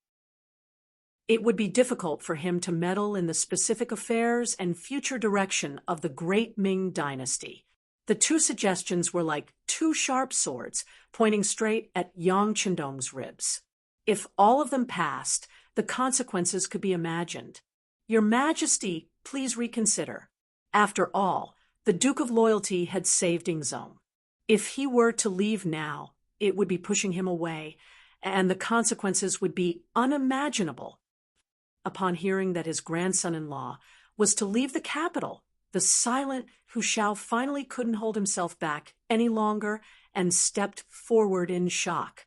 For the sake of his grandson-in-law, he had even brought up Zhu Qizhen's name in public. This in itself was somewhat disrespectful, but he was still an old official of several dynasties and an important official used by Yingzhong, so it was reasonable for him to say such a thing. That's right. Your Majesty, please reconsider. Minister of Personnel Wang Ji seconded in his shock. If he admitted his wrongs today, he could use other matters tomorrow to regain his face. But once he left this place, it would be very difficult for him to make a comeback, and he truly might not be able to recover from this setback. When Zhu Qiyu heard the suggestions of his subordinates, he truly was somewhat tempted. If Yang Chendong really could leave the capital, he would have a chance to slowly turn the industries he had left behind into his own, and he might even be able to establish a business relationship with the mercenaries. He remembered that when Jining had represented him to discuss business with the mercenary commander Lung Feng, the other party had said that as long as the Duke of Loyalty remained in the capital, his rights would not be transferred. But what if he was allowed to leave? Could it be that his chance had come? If he could replace Yang Qindong, then whether it was in business or military, he would be able to rise to a higher level. How could he not be tempted? However, as soon as Hu Xiao and Wang Ji stepped forward, this desire was immediately extinguished.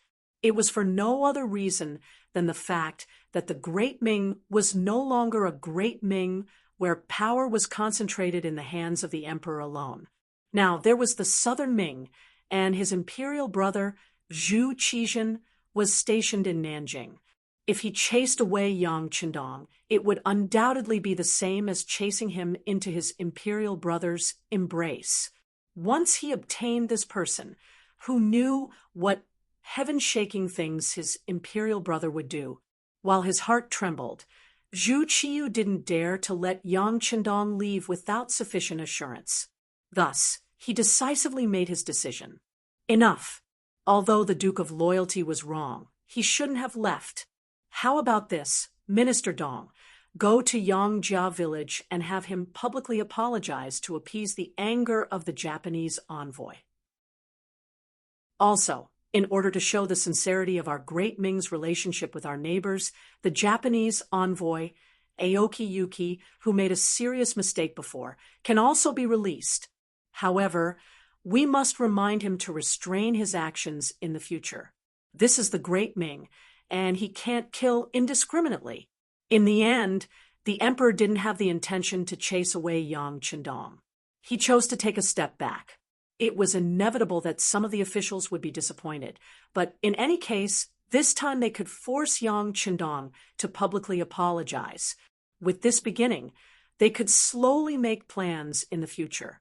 Breaking his fortress wouldn't be easy. Your Majesty is wise. All the officials seemed to have thought of this point and immediately praised Zhu Qiyu's wisdom. When the court was dismissed, the deputy imperial censor of the Ministry of Justice, Dong Chunhua, went straight to Yangjia village with great fanfare. Dong Chunhua's face was flushed red. At this time, he was extremely excited. There were so many officials, and even Shangguan Chun-yi was in the imperial censorate. But in the end, the matter was still handed over to him. Didn't this already show the emperor's trust in him, and that he was about to be put in an important position? When he thought about how he could finally see the ladder to becoming a second-rank official, and how he could bring glory to his ancestors, the corners of his mouth couldn't help but smile. Official Dong, please wait. Just as Dong Chunhua left the palace and was about to walk to the main street, a shout came from behind him.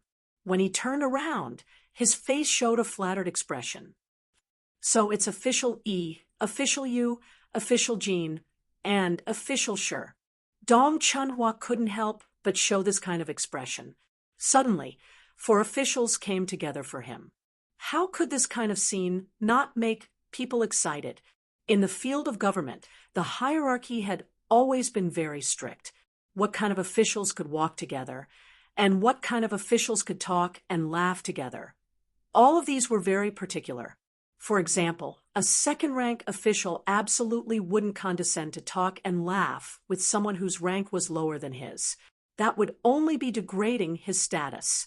But now, for second-rank officials, especially under the premise that the cabinet had already disappeared, the status of these 4 people could only be higher than before.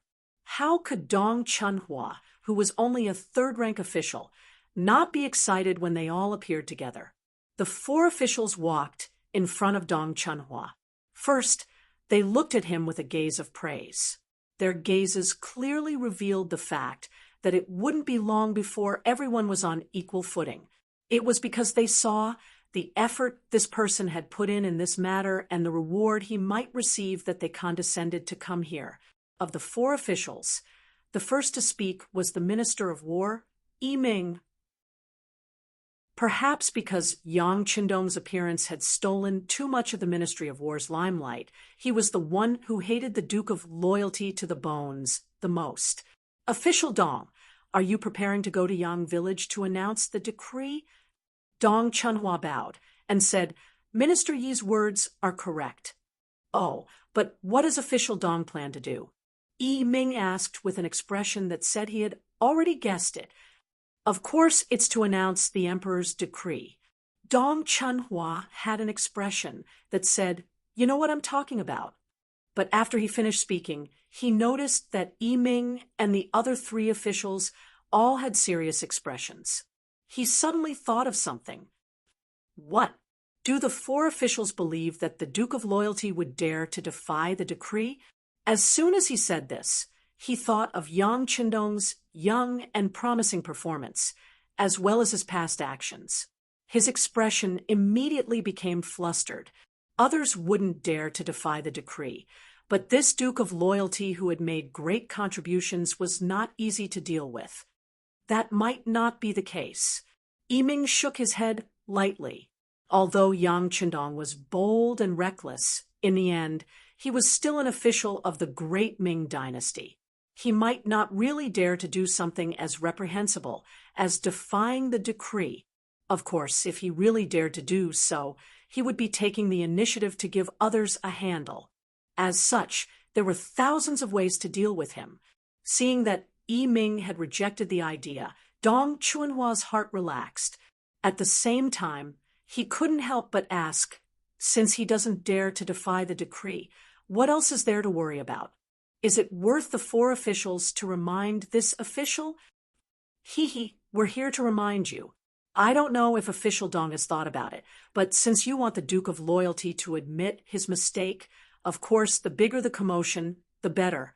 However, the court assembly has just ended, and presumably, the news hasn't spread yet. If you ask him to admit his mistake so early, wouldn't it benefit some people? The Minister of Revenue, Jean Lien, had a smile on his face as if he was very familiar with Dong Chunhua. Expand the influence.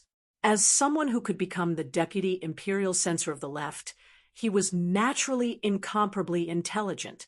After this reminder, he quickly thought of something, and then his eyes revealed a look of surprise. He only wanted to embarrass Yang Qindong, and it was a good opportunity to show off his strength. However, he forgot that even if the other party admitted his mistake, it was still possible to make a fuss about it. How was he going to admit his mistake? The degree of recognition and the kind of impact it would have could be manipulated artificially. Thinking of this, Dong Chunhua couldn't help but sigh at the experience of the 4 officials. His face also showed an expression of humility as he asked for advice. This official is slow-witted, please enlighten me. Seeing that Dong Chunhua understood everyone's intentions, Yi Ming and the other 3 laughed, and then said, since official Dong has said so, if we don't give a suggestion, wouldn't it be unreasonable? How about this? If we cause a lot of trouble, why don't we find a place to arrange it and make a good plan? This suggestion quickly received a response from everyone. Soon, the 5 of them brought the servants of the residence out of the imperial city, chatting and laughing, and went straight to a nearby restaurant. Chapter 279. Yang Family Academy. Yang Qindong had just taught everyone a physics lesson as a teacher. In this lesson, Yang Qindong vividly illustrated the importance of physics and explained some things that no one could understand before. He focused on the topic of gravity. This lesson could be said to have opened everyone's eyes. From Yang Qindong's explanation, everyone finally understood that not only did people do things according to a pattern, but everything in the world was the same.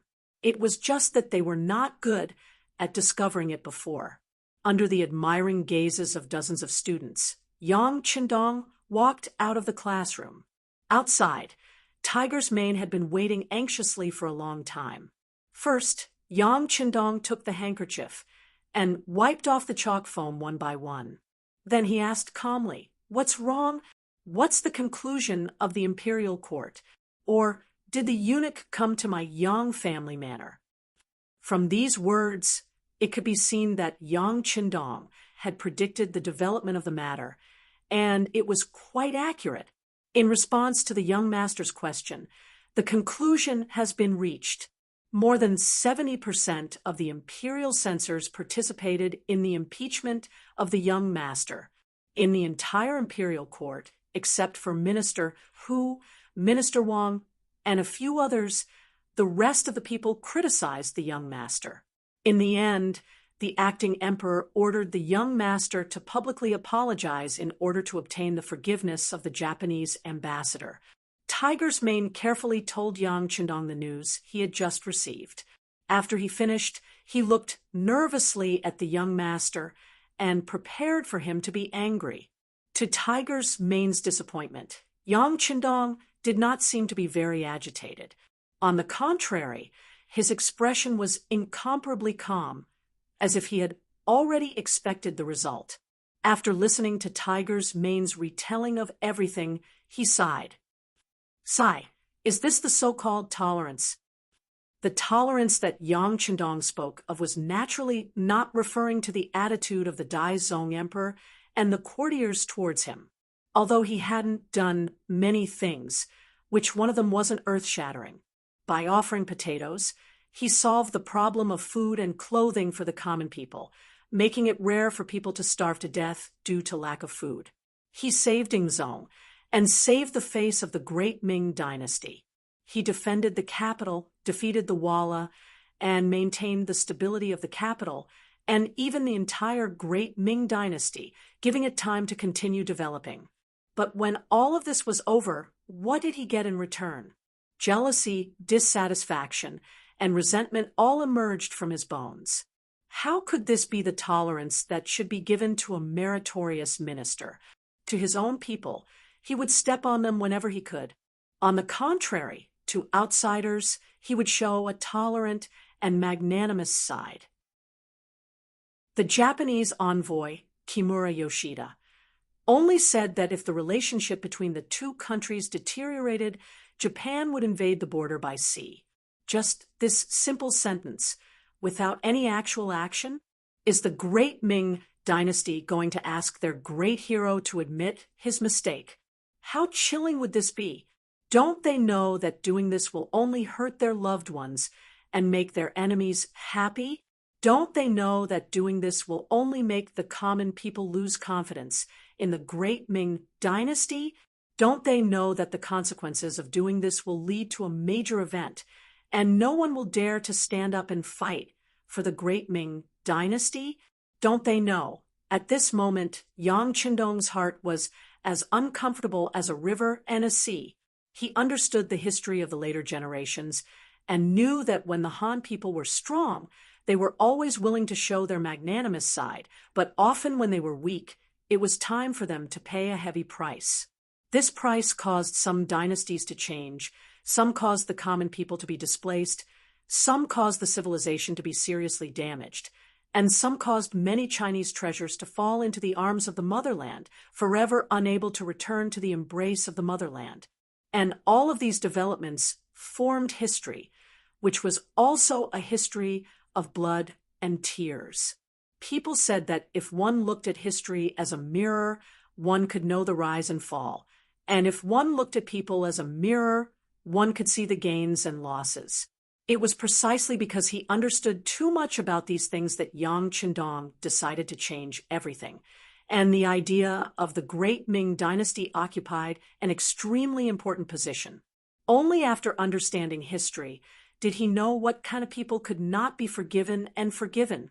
Japan was the most typical example. This small and weak race originated from the end of the Qin dynasty, and it could even be said that they were of the same origin as the Han people. This caused many of their habits and even their language to be similar. However, perhaps because of their geographical location, they felt a sense of urgency and nervousness from the moment they were born. It was this kind of pressure that allowed them to exert strength that was several times greater than their own. This was also a side branch of the Han people. Whenever the Han people were weak, they would send troops and take advantage of them before leaving. On the other hand, when the Han people were strong, they would wag their tails and beg for mercy, showing their weak and pitiful side. This method was repeated over and over again, and it worked every time. However, it was able to make the Han people tolerate it time and time again, causing them to be in a situation where it was too late to regret it. It was precisely because he understood too much that Yang Qindong had a different feeling. Facing a side branch of the Han people that could turn hostile and bite you at any time, the best way to deal with it was not to be magnanimous and tolerate it, nor was it to be magnanimous and change it. Instead, it was to replace it, assimilate it, and devour it. Only then would it be over. In other words, the so-called tolerance would not work on the Japanese.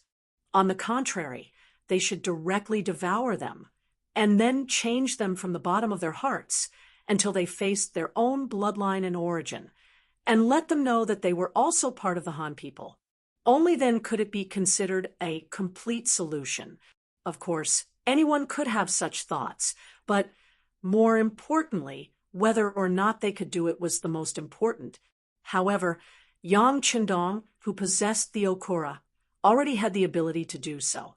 With the advanced weapons in the Okura, in the world at that time, there was no country, race, or individual that could resist technology that was hundreds of years more advanced than theirs.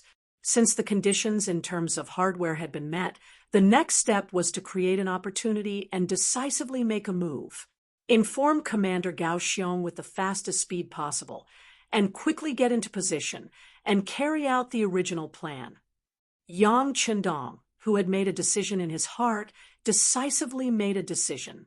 Then he looked in the direction of the capital and said, "Blindly tolerating is not the best way to deal with some people. There should be no kindness in the first place. It's a pity that ignorant people like you can't understand this. Since that's the case, then let me teach you a lesson." An expert in civil war, an amateur in foreign war. This was a bad habit in many dynasties, just like Dong Chunhua and the others. When the Walla army approached the capital, they were helpless. Not only that, they were thinking about how to escape and how to leave safely. However, when facing the great hero who defeated the Walla, they were very smart and used many methods to frame him. It was as if they had suddenly become a different person, very smart, and used many methods. Under the planning of Dong Chunhua, Ming, and the other ministers of the four departments, the Japanese envoy Kimura Yoshida first appeared on the busiest street in the capital. He told everyone about the friendship between Japan and the Great Ming, and said that this friendship could have lasted for tens of thousands of years. However, it was precisely because of the rashness of the Duke of Loyalty and Courage that this friendship had been destroyed, and the consequence was very likely to cause a war between the two countries, which would affect the lives of the people. Not only would the quality of life decline, but many people would also die. This was an important matter that concerned the ordinary people. At the same time, another saying spread through the streets and alleys of the capital. That was the young Dong Shuai, the young war god, the young Duke of Loyalty and Courage, had become arrogant. He did not care about the peaceful life of the people at all and advocated to send troops to Japan. This kind of disregard for the feelings of a friendly country and the life and death of the people was just to show his talent in leading troops to war. This kind of behavior that only cared about himself and did not care about others quickly attracted the disgust of many people who did not know the truth. Yang Qindong, who was originally very popular among the people, suffered a big blow in his image. At this time, there were even business groups that added insult to injury. They suddenly increased the price of their goods, but to outsiders, it was all because of Yang Qindong's proposal to pay the taxes. The taxes were heavy, and for their own interests, the merchants could only raise the price of their goods. In the end, the people who paid for all of this were the ordinary people. All kinds of things sprung up like bamboo shoots after a rain, causing the hearts of some people who originally supported Yang Qindong to be greatly shaken. Some people who did not know the truth and did not know the truth directly removed the longevity tablets of the Duke of Loyalty and Courage from their homes. Some people even burned the tablets to vent their hatred. These were the ordinary people. In the era when information was not developed, they were easily swayed by all kinds of false information and public opinion. Perhaps it was the kindness in their bones that made it easier for them to be deceived by others. It was precisely because they had kindness in their hearts that they thought others would be as kind as they were, that they would not think of others as evil, and that made it easier for others to take advantage of them. The public opinion changed greatly. The direct result was that fewer people went to the Yang clan's bank to deposit money, and more people went to withdraw money. Fewer people went to the immortal abode to eat. It had originally been difficult to find a single seat, but now it was completely deserted. Fewer people went to the Heavens Beyond Trading Company to pick up their goods. There were a few merchants who wanted to take advantage of this situation to make a fortune, but they were often attacked not long after picking up their goods. The direct result was that their goods were stolen, and they suffered heavy losses.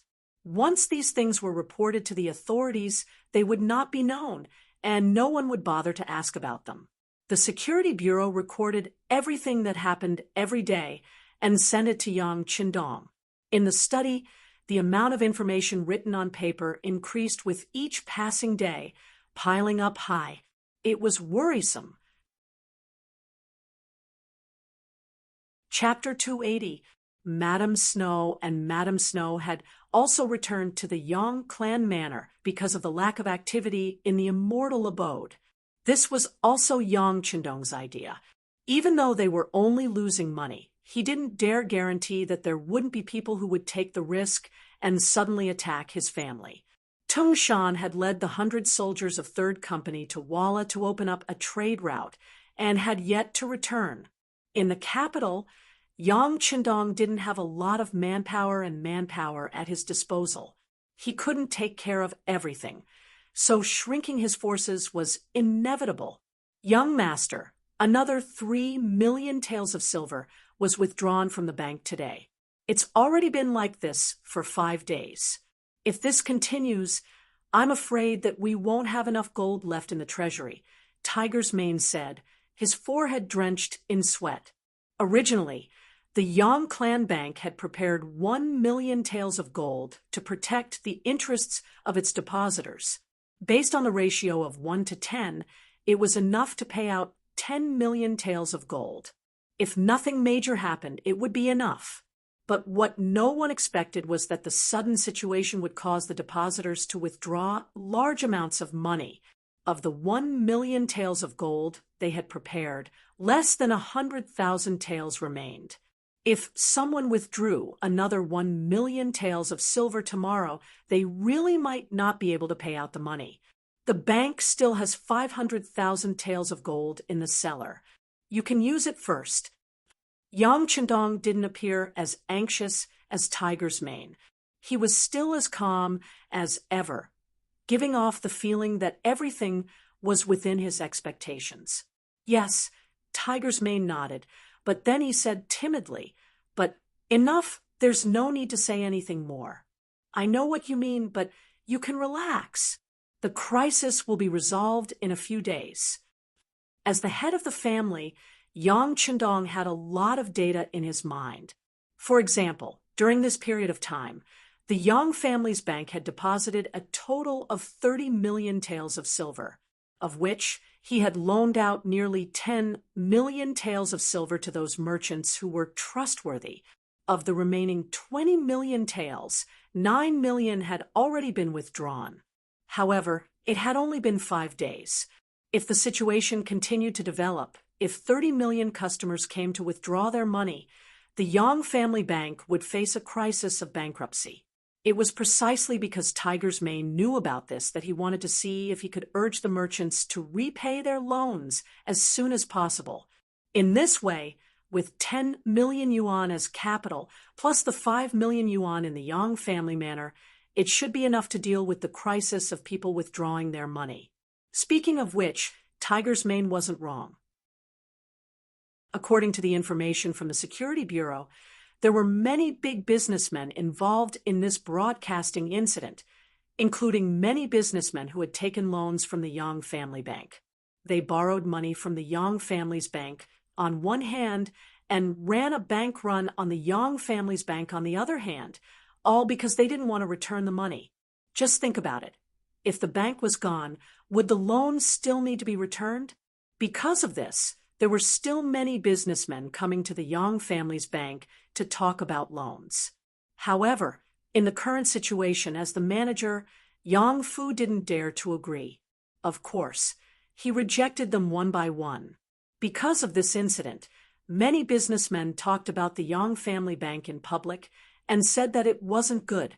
It gave people the feeling that the bank was already unable to make ends meet. After the actions of the businessmen were investigated by the Security Bureau, they reported it to the 6th Young Master. As the leader of the action team, Tiger's Mane, who was also the leader of the Langus Special Forces, even made a detailed battle plan. However, when the matter was reported to Yang Qindong, it was like a stone sinking into the sea. There wasn't the slightest response. This was why Tiger's Mane said, but, however, he was still interrupted by Yang Qindong in time. Okay, let's move the gold away first to solve the problem. Tiger's Mane had followed Yang Qindong for many years and knew the temper of the young master. Once a decision was made, there was no room for discussion. He cupped his fist and left the study room. After Tiger's Mane left, Yang Qindong's gaze fell on a map hanging on the wall. It was the map of the Ming dynasty's maritime border, and the Tianjin Guard was highlighted with a red pen. It seemed to indicate that something was going to happen there. Dong Mansion, deputy censor of the left, Dong Chunhua, was leaning back in his chair with a smug look on his face. Standing in front of him was a butler in a long robe. At this moment, he was talking nonstop about what he had seen and heard. Master, at noon today, the Yang family manor transported 500,000 taels of gold and sent it to the Yang family bank in the city. After the housekeeper finished explaining the last matter, he stood respectfully, looking as if he wanted to listen to his teachings. Oh, isn't that the same as taking out 5 million taels of silver? This loyal duke is really rich. Dong Chunhua's eyes narrowed slightly. There was a trace of a proud smile in his eyes as he continued, "Very good. The richer he is, the greater my profits will be. Let's get ready. Tomorrow morning, I will make a trip to Yang village." The 5 days of preparation made Yang Qindong lose a lot of reputation and wealth. It was time for him to make a move.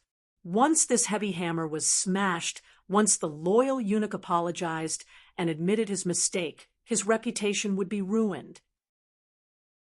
Once this matter was spread out, his reputation would plummet. At that time, there would definitely be many people who would kick him while he was down.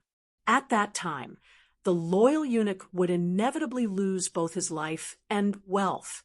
In order to reward himself, it would be natural for him to go one step further in his official career. Dong Chunhua was very excited, and even a little excited. He had begun to look forward to a new day. He wanted to see Yang Qindong's appearance when he made a fool of himself. On the contrary, in the palace, eunuch Jining, who had been watching all this from behind the scenes, frowned slightly. He was unable to feel happy. It had been 5 days since the court assembly, although it seemed that Dong Chunhua, who had given the emperor's orders, was advancing step by step and making the situation look good for him. For some reason, he did not feel happy at all. Why isn't he fighting back? What is he waiting for? Jining muttered to himself in his room. After dealing with Yang Qindong several times, he had already experienced the power of his opponent. He did not believe that it would be so easy to defeat the youngest duke. If that was the case, the emperor would not be so afraid.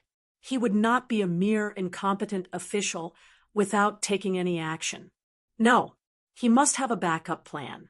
At least until now, that mysterious power has not appeared.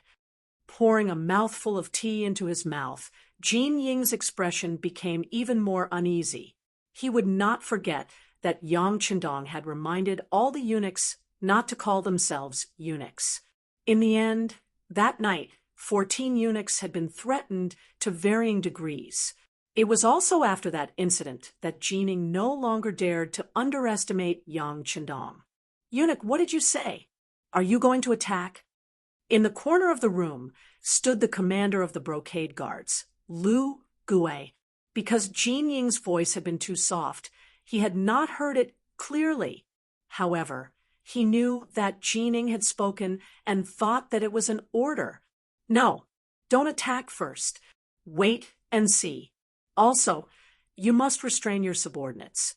Without my orders, they must not attack as they please." Jining shook his head. His intuition told him that Yang Qindong would not simply wait for death. Sometimes, not doing anything did not mean that he would not do anything. On the contrary, when someone like this retaliated, it would be a thunderous blow. Jining did not want to be the one struck by lightning. Yang family manor. It was already late at night. A guest suddenly appeared before the eyes of the hidden sentries. Immediately, a few silenced Type 95 guns were aimed at the incoming shadow. When the shadow came closer and closer and was already within 60 meters of the sentries, a voice suddenly rang out from the darkness. "Password." Huang reply. The shadow was first shocked to the spot by the sudden shout, but then he replied in a familiar voice. "River." The voice rang out again in the darkness. Then it returned to silence. The person who had come knew today's password. He must be a spy from the Security Bureau. Immediately, the person was led into the outskirts of the Yang family manor. Then Yang Si, who was in charge of the night watch, received him. Not long after, Yang Si's figure appeared in the inner manor. After a while, the light in Yang Qindong's study was lit. When Yang Qindong put on a coat and entered the study, Yang Si knelt on the ground and said, "Young master, the Security Bureau has just sent news. The people they sent have already received Commander Tung Shan's group. They have already completed their first trade with the Vala Empire. This time, they brought back a total of 3 million silvers. Many of the Vala Empire's merchants also came along with them. They also brought a lot of money with them, wanting to buy our goods from beyond heavens. Now, their group is only a day away from the capital. If there are no accidents, they will enter the city tomorrow afternoon, when the city gates close." "Oh, so fast." Hearing this news, Yang Qindong's face was very excited. According to the previous estimate, Tung Shan and Bai Peng's group would need at least half a month to return. After all, the transportation at that time was not very developed. In addition, Great Ming and Walla were enemies. There were even some areas that did not have roads and needed to be reopened. Now that they had returned so quickly, it could be seen that Tung Shan and the others had put in a lot of effort. Of course, the reason why they returned so quickly was because Tung Shan was worried about the safety of the 6th young master. But no matter what, they had returned with a large amount of gold and silver and many customers. They had solved the crisis of the Yang family bank. This allowed Yang Qindong to do things with less worry. Very good. They came back at the right time. How about this, Yang Si? Let the Security Bureau go into the city and inform Yang Fu. Tell him that we can agree to the loans of those merchants. However, we have to raise the interest by 3%. Humph! Didn't they want to see this young master fall and take advantage of it. Now, I want to let these people know that there is no such thing as a free lunch in this world. Yang Qindong's eyes shone as he spoke. Chapter 281. Previously, those merchants had sought out cousin Yang Fu in the name of a reasonable loan, saying that they were in urgent need of silver. As long as they could meet their demands, they could accept an appropriate increase in interest. They were clearly trying to take advantage of the situation. The Yang clan bank was in a crisis, so Yang Fu had naturally rejected these requests. This action had caused them to speak carelessly, greatly affecting the reputation of the Yang clan bank. Now that the new silver had come in and a large number of Walla merchants had followed them, it could be seen that this was a large sum of money coming into the account. Thus, it would not be Yang Qindong's personality if he did not use this opportunity to strike back. These thoughts instantly formed in Yang Qindong's mind. Yang Si naturally did not react so quickly, but since the order was given by the sixth young master, he would naturally obey unconditionally. After agreeing, he quickly left the study to deliver the news. When he was the only one left in the study, Yang Qindong used the candlelight to look at the map hanging on the wall and stood there for a long time. Very few people in the capital knew that Tung Mountain and the Bai clan caravan had returned. Early in the morning, after Dong Chunhua had her breakfast, she sat in the carriage that had been prepared beforehand. Accompanied by a few of her attendants, she headed straight for the Yang village. Along the way, Dong Chunhua was naturally excited. This time, he was representing the emperor in reprimanding the Duke of Loyalty and then ordering him to admit his wrongs. This was an awe-inspiring matter. Moreover, after this matter was completed, he might even be promoted. No matter how he thought about it, he was extremely happy. This was the Duke of Loyalty. He had once saved Zong's life and helped Emperor Zong stabilize the country. He was not even 20 years old, but he had relied on his own efforts to obtain the title of Duke of Loyalty. He was also known as the God of War and the Commander of the East. How glorious was that! And now, he had to take the initiative to admit his mistake under his own reprimand. How satisfying was that?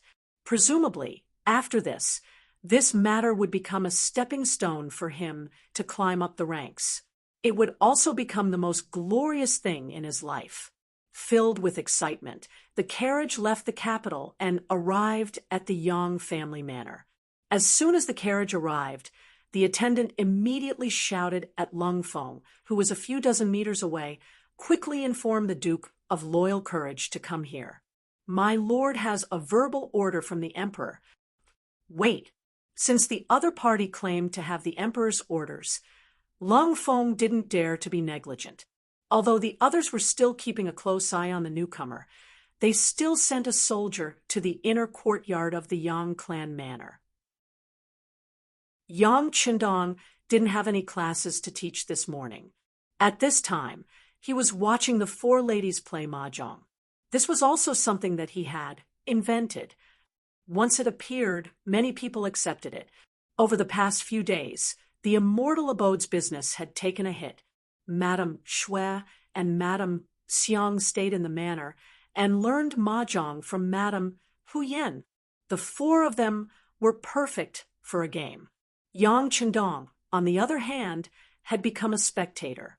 All he could do was occasionally stand in front of Madame Shui and Madame Xiang, who weren't playing too well, and point at them. Yang Qindong, who had just ordered Madame Shui to play a bad tile and fired a cannon at Huyen, received a beautiful eye roll from her. When he saw Tiger's mane appear outside the door, he immediately walked over. As soon as he saw the young master, Tiger's mane said, "Dong Chunhua is here." Yang Qindong wasn't surprised in the slightest. On the contrary, he seemed to be looking forward to it. He's finally willing to show himself. No one knew that early in the morning, the Bureau of Security had sent word that Gao Xiong had led 200 Lung Feng and 2,000 naval reinforcements to attack the Tianjin garrison last night. They had entered through the port that had stopped construction. They had suddenly appeared and caught the Ming army guard post off guard. They captured more than 3,000 people and seized countless military resources. The Bureau of Security had contacted them through a very important radio station, so they had received the news early in the morning. The Ming army, which could only be informed orally, would not receive the news until the next morning, even if they used an 800-mile express. This was the advantage of advanced technology. Sometimes the earlier they got the news, the earlier they could prepare, and the higher their chances of winning would be. It was at this time that Dong Chunhua appeared. This person had grasped the timing very well. If it had been a day ago, Yang Qindong would not have been so confident. However, since the other party had only appeared after receiving the news, he had no choice but to properly entertain the other party. Very well, since the guest is here, let him in. Yang Qindong's face was full of sarcasm. By the way, the students should be doing exercises between classes now. Arrange to meet him there. Understood, young master. Tiger's Mane's face was also full of excitement. This Dong Chunhua actually dared to recklessly go against the young master. Since that was the case, he would show him some power and let him meet with a nose full of dust. He would let him know who he could never afford to offend. There were less than 70 people left in the Yang Qindong Academy. Even with this number, it was still decreasing. But those who stayed were all gold. They all had something they were good at and were appreciated by Yang Qindong, which was why they had stayed until now. When Yang Qindong appeared, these people were doing exercises between classes. This was also Yang Qindong's request. They could study and train their bodies at the same time. He did not want bookworms. These students did not have to be better than those in the military, but they had to at least be healthy. Yang Qindong's appearance immediately attracted everyone's attention. Originally, there was no teacher's class, so they did not know why Dong Shuai would appear here. But they soon had an answer. An official wearing the Ming dynasty's third-rank official's uniform walked into the field under the guidance of Yang Zi. The person's lips were slightly thin, and his body was slightly plump. His eyes were constantly moving, and he first glanced contemptuously at the nearly 70 academy students standing on the square. He even involuntarily let out a cold snort from his nose. Then he stared at Yang Qindong without the slightest hint of respect in his expression. The person who came was Dong Chunhua. The reason why he looked at the academy with such a cold gaze was because once Yang Qindong fell, these students of the Yang Qindong Academy would be ostracized by everyone. Such a person would not be accepted by everyone. Such a person naturally had no future. Since he was a person with no future, why should he give him any face? When he looked at Yang Qindong, there was not the slightest respect in his expression. His attitude was very clear. He thought that this loyal duke would fall without a doubt. Facing such a person who was about to lose power, he did not even bother to show respect on the surface. Dong Chunhua's performance was very realistic. Yang Qindong also did not look at the other party. Even if the person came and was already standing there, he still treated him as invisible air and did not pay any attention to him. This made Dong Chunhua, who was standing there, embarrassed. He was a dignified third-rank official of the imperial court who was about to enter the second rank. Coming to a manor and being ignored was definitely a slap in the face. But he came uninvited, so he could not blame others. Cough helplessly in order to show his existence. He had to cough heavily to attract everyone's attention. Sure enough, this cough made Yang Qindong gently turn his face, as if he had just noticed him. His face was full of surprise as he said, "Who are you? How did you appear in my Yang family academy?" Face to face, Yang Chendong did not recognize him. Dong Chunhua was angry in his heart. Thinking back to the time when Dong Shuai got married, he came with the officials to congratulate. At that time, everyone was chatting happily. How long had it been? And now he did not recognize him. Knowing that Yang Chendong deliberately did this, Dong Chunhua still had to introduce himself. I am the left deputy imperial censor of the censorate, Dong Chunhua. I am here to speak on behalf of the emperor. After saying this arrogantly, Dong Chunhua looked up to the sky, waiting for Yang Chendong to say the three respectful words, "Follow the emperor's orders." But when he looked up to the sky, he did not get any response. When he turned his head back to look, he was so angry that smoke almost came out of his 7 orifices. He saw that Yang Chendong was focused on the students of the academy doing exercises. He did not have the slightest intention of replying. It was as if he was talking to the air, just now. Loyal and courageous, what are you doing? In anger, Dong Chunhua could not help but scold loudly. And, after being shouted, Yang Chendong turned his head very casually. Immediately, an unstoppable murderous aura appeared in his eyes. When this murderous gaze landed on Dong Chunhua, it actually caused his entire body to involuntarily tremble and his legs to tremble. At this moment, he seemed to see a knife shining with cold light on his neck, as if it would fall and take his life at any time. In his previous life, Yang Chendong had broken through a mountain of corpses and a sea of fire. In this life, he had become Yang Chendong, so he had a good grasp of the murderous aura. Suddenly putting this murderous aura on Dong Chunhua, who was born as a scholar, the effect could be imagined. Looking at Dong Chunhua, who was shivering all over, Yang Chendong said with displeasure in his voice, "What are you shouting here for? Don't lose the face of a scholar." He was actually reprimanded. Dong Chunhua was so angry that his teeth were chattering. He thought in his heart, how is this possible? How is this possible? It was said that no matter what rank an official was, when someone came to speak on behalf of the emperor, they should respectfully say the 3 words, "Obey the emperor's orders." Only in this way could they show respect for the emperor's power, which was the duty of an official. It was with this thought that Dong Chunhua came to Yang Village with full confidence. But after coming here, he realized that everything was so different. This young, loyal, and courageous duke did not seem to take him or the emperor's admonition seriously. Chapter 282. Of course, if Dong Chunhua knew that even when facing Zhu Qiyu, Yang Chendong did not have the slightest bit of respect in his heart, then he would be relieved. Dong Chunhua, who was being reprimanded, felt that his momentum was rapidly declining.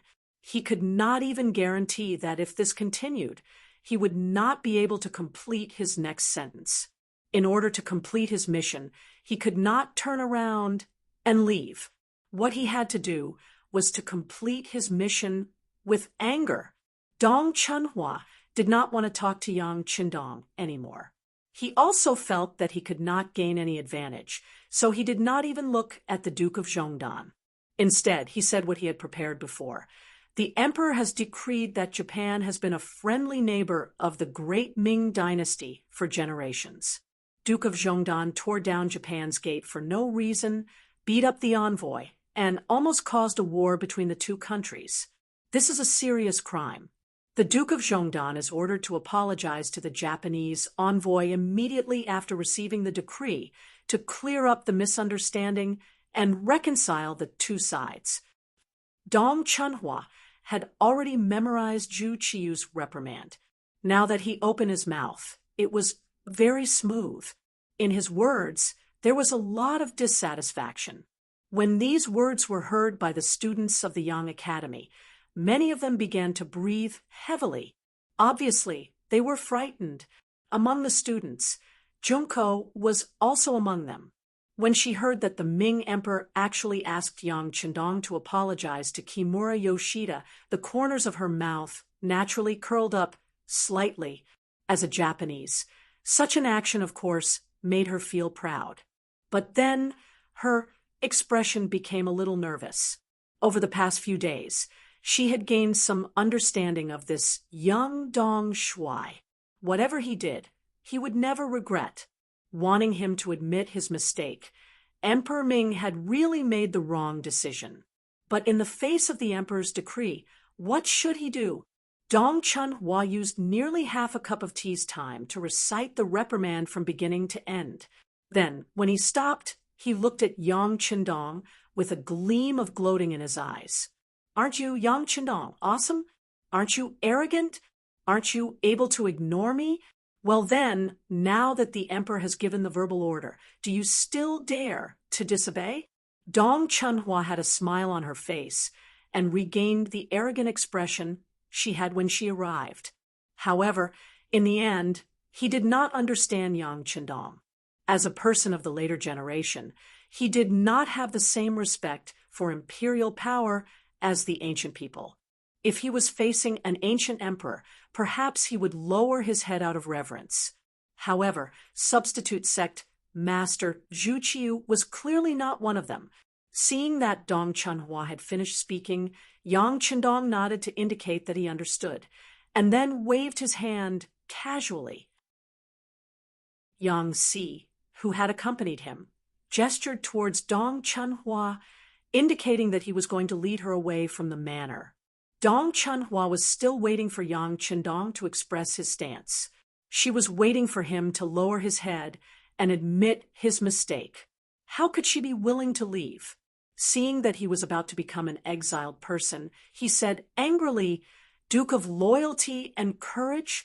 What he said just now was His Majesty's intention to reprimand you. Don't you have anything to say? Or do you dare to disobey an imperial edict? Dong Chunhua's words could be said to strike at the heart. If Yang Qindong dared to admit this point, then he only needed to publicize it, and a rebel hat would be placed on his head. In this way, no matter how much Zhu Qiu admired this person, and how much he feared this person, he could only kill him. Otherwise, where would the imperial power be? Where would the imperial power be? Before coming here, there were people who said that Yang Qindong was extremely daring and that he rarely placed the great Ming dynasty's laws in his eyes. However, Dong Chunhua did not take it to heart and thought that everyone was exaggerating. Even if this person liked to rely on his abilities to be arrogant, he still had to lower his head in the face of imperial power. But now, Dong Chunhua finally knew that those people were not speaking nonsense. This Duke of loyalty and courage truly did not place the emperor's verbal order in his eyes. This was because Yang Qindong was looking at him as if he was looking at a clown. This duke already understands His Majesty's intentions. However, I don't agree with some of the points. The Japanese diplomatic group first sent people to assassinate this duke. After the assassination failed, they wanted to use the two countries to threaten this duke. Faced with such an aggressive situation, I only tore down the other party's door and beat up a few blind lackeys. I really don't know what crime I committed. Could it be that when encountering a problem, it's not about who is right, but whose fist is harder? When Dong Chunhua heard Yang Qindong's rhetorical question, his expression changed again and again. This person actually publicly said that he did not agree with His Majesty's words and decision. What was he trying to do? Was he trying to rebel? Dong Chunhua's heart was still changing with mixed feelings. Yang Qindong continued, "Lord Dong, you don't need to use imperial power to pressure me.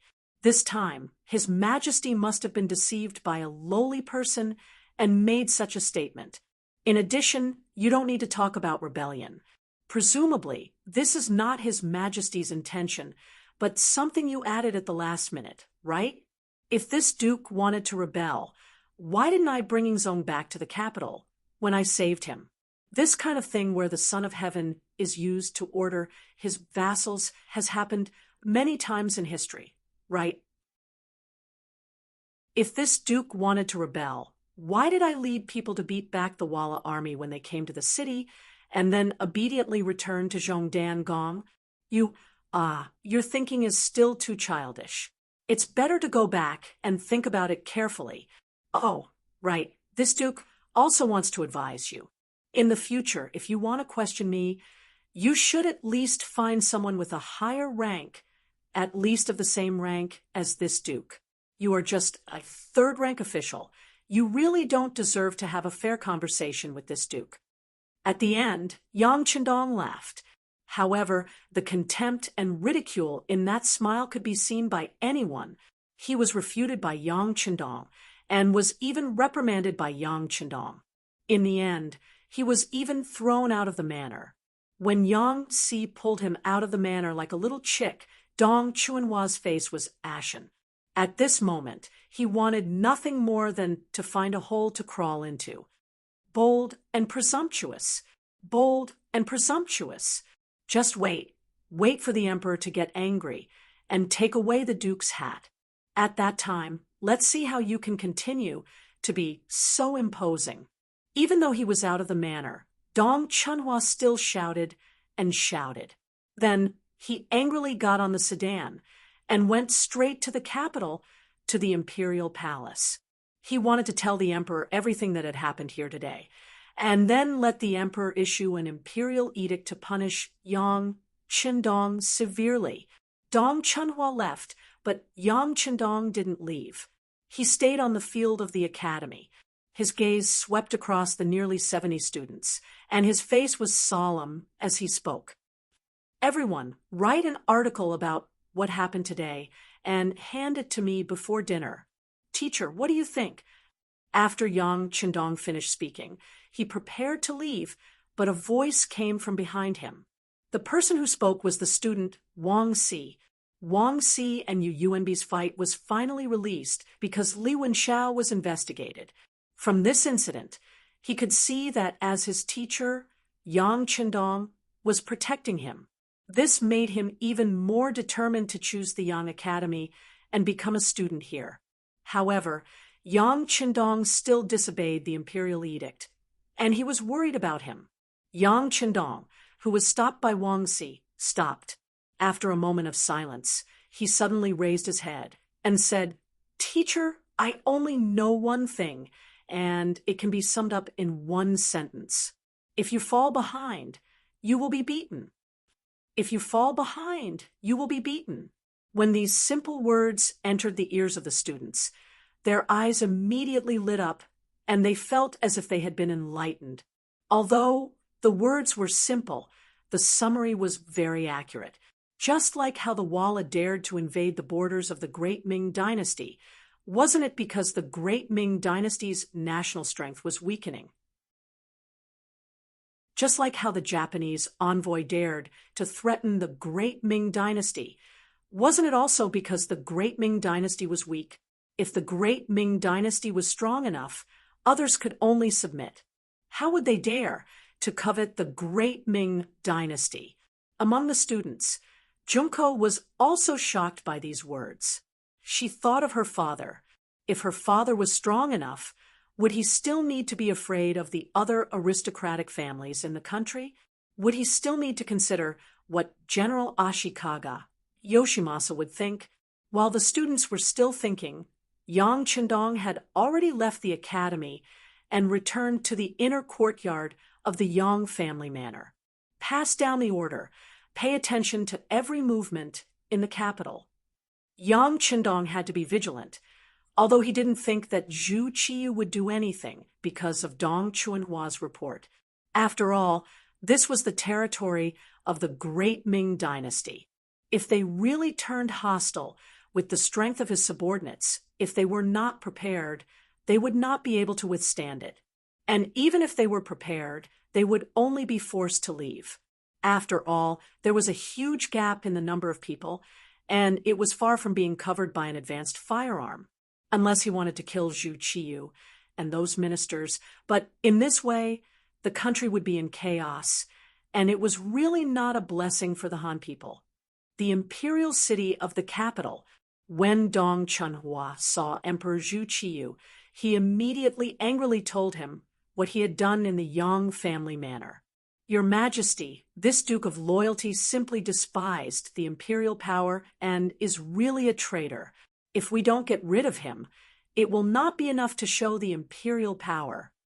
After saying that, Dong Chunhua banged his head on the ground with a thump, his face full of indignation and grievance. Shut up! Zhu Qiyu's angry roar resounded throughout the hall.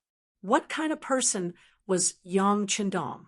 Although Zhu Qiyu didn't know much about him, he still knew some things. At least until now, this person had not shown any intention of rebelling. Otherwise, why would he save Zhu Qijin and block the vanguard of the Walla cavalry for him? But at the same time, this person was unconstrained and liked to be free. It was because of this that after the war, he was given the title of Duke so that he could be free and stay away from the court, and everyone would be annoyed if they didn't see each other. Of course, it was not that Zhu Qiyu didn't want to get rid of this person, but firstly, he couldn't find a suitable excuse, and secondly, this person had a very good relationship with the mercenaries. If he wanted to make a move and failed, he would have to face the roar of the storm. Chapter 283. Without absolute certainty, Zhu Qiyu wouldn't make a move.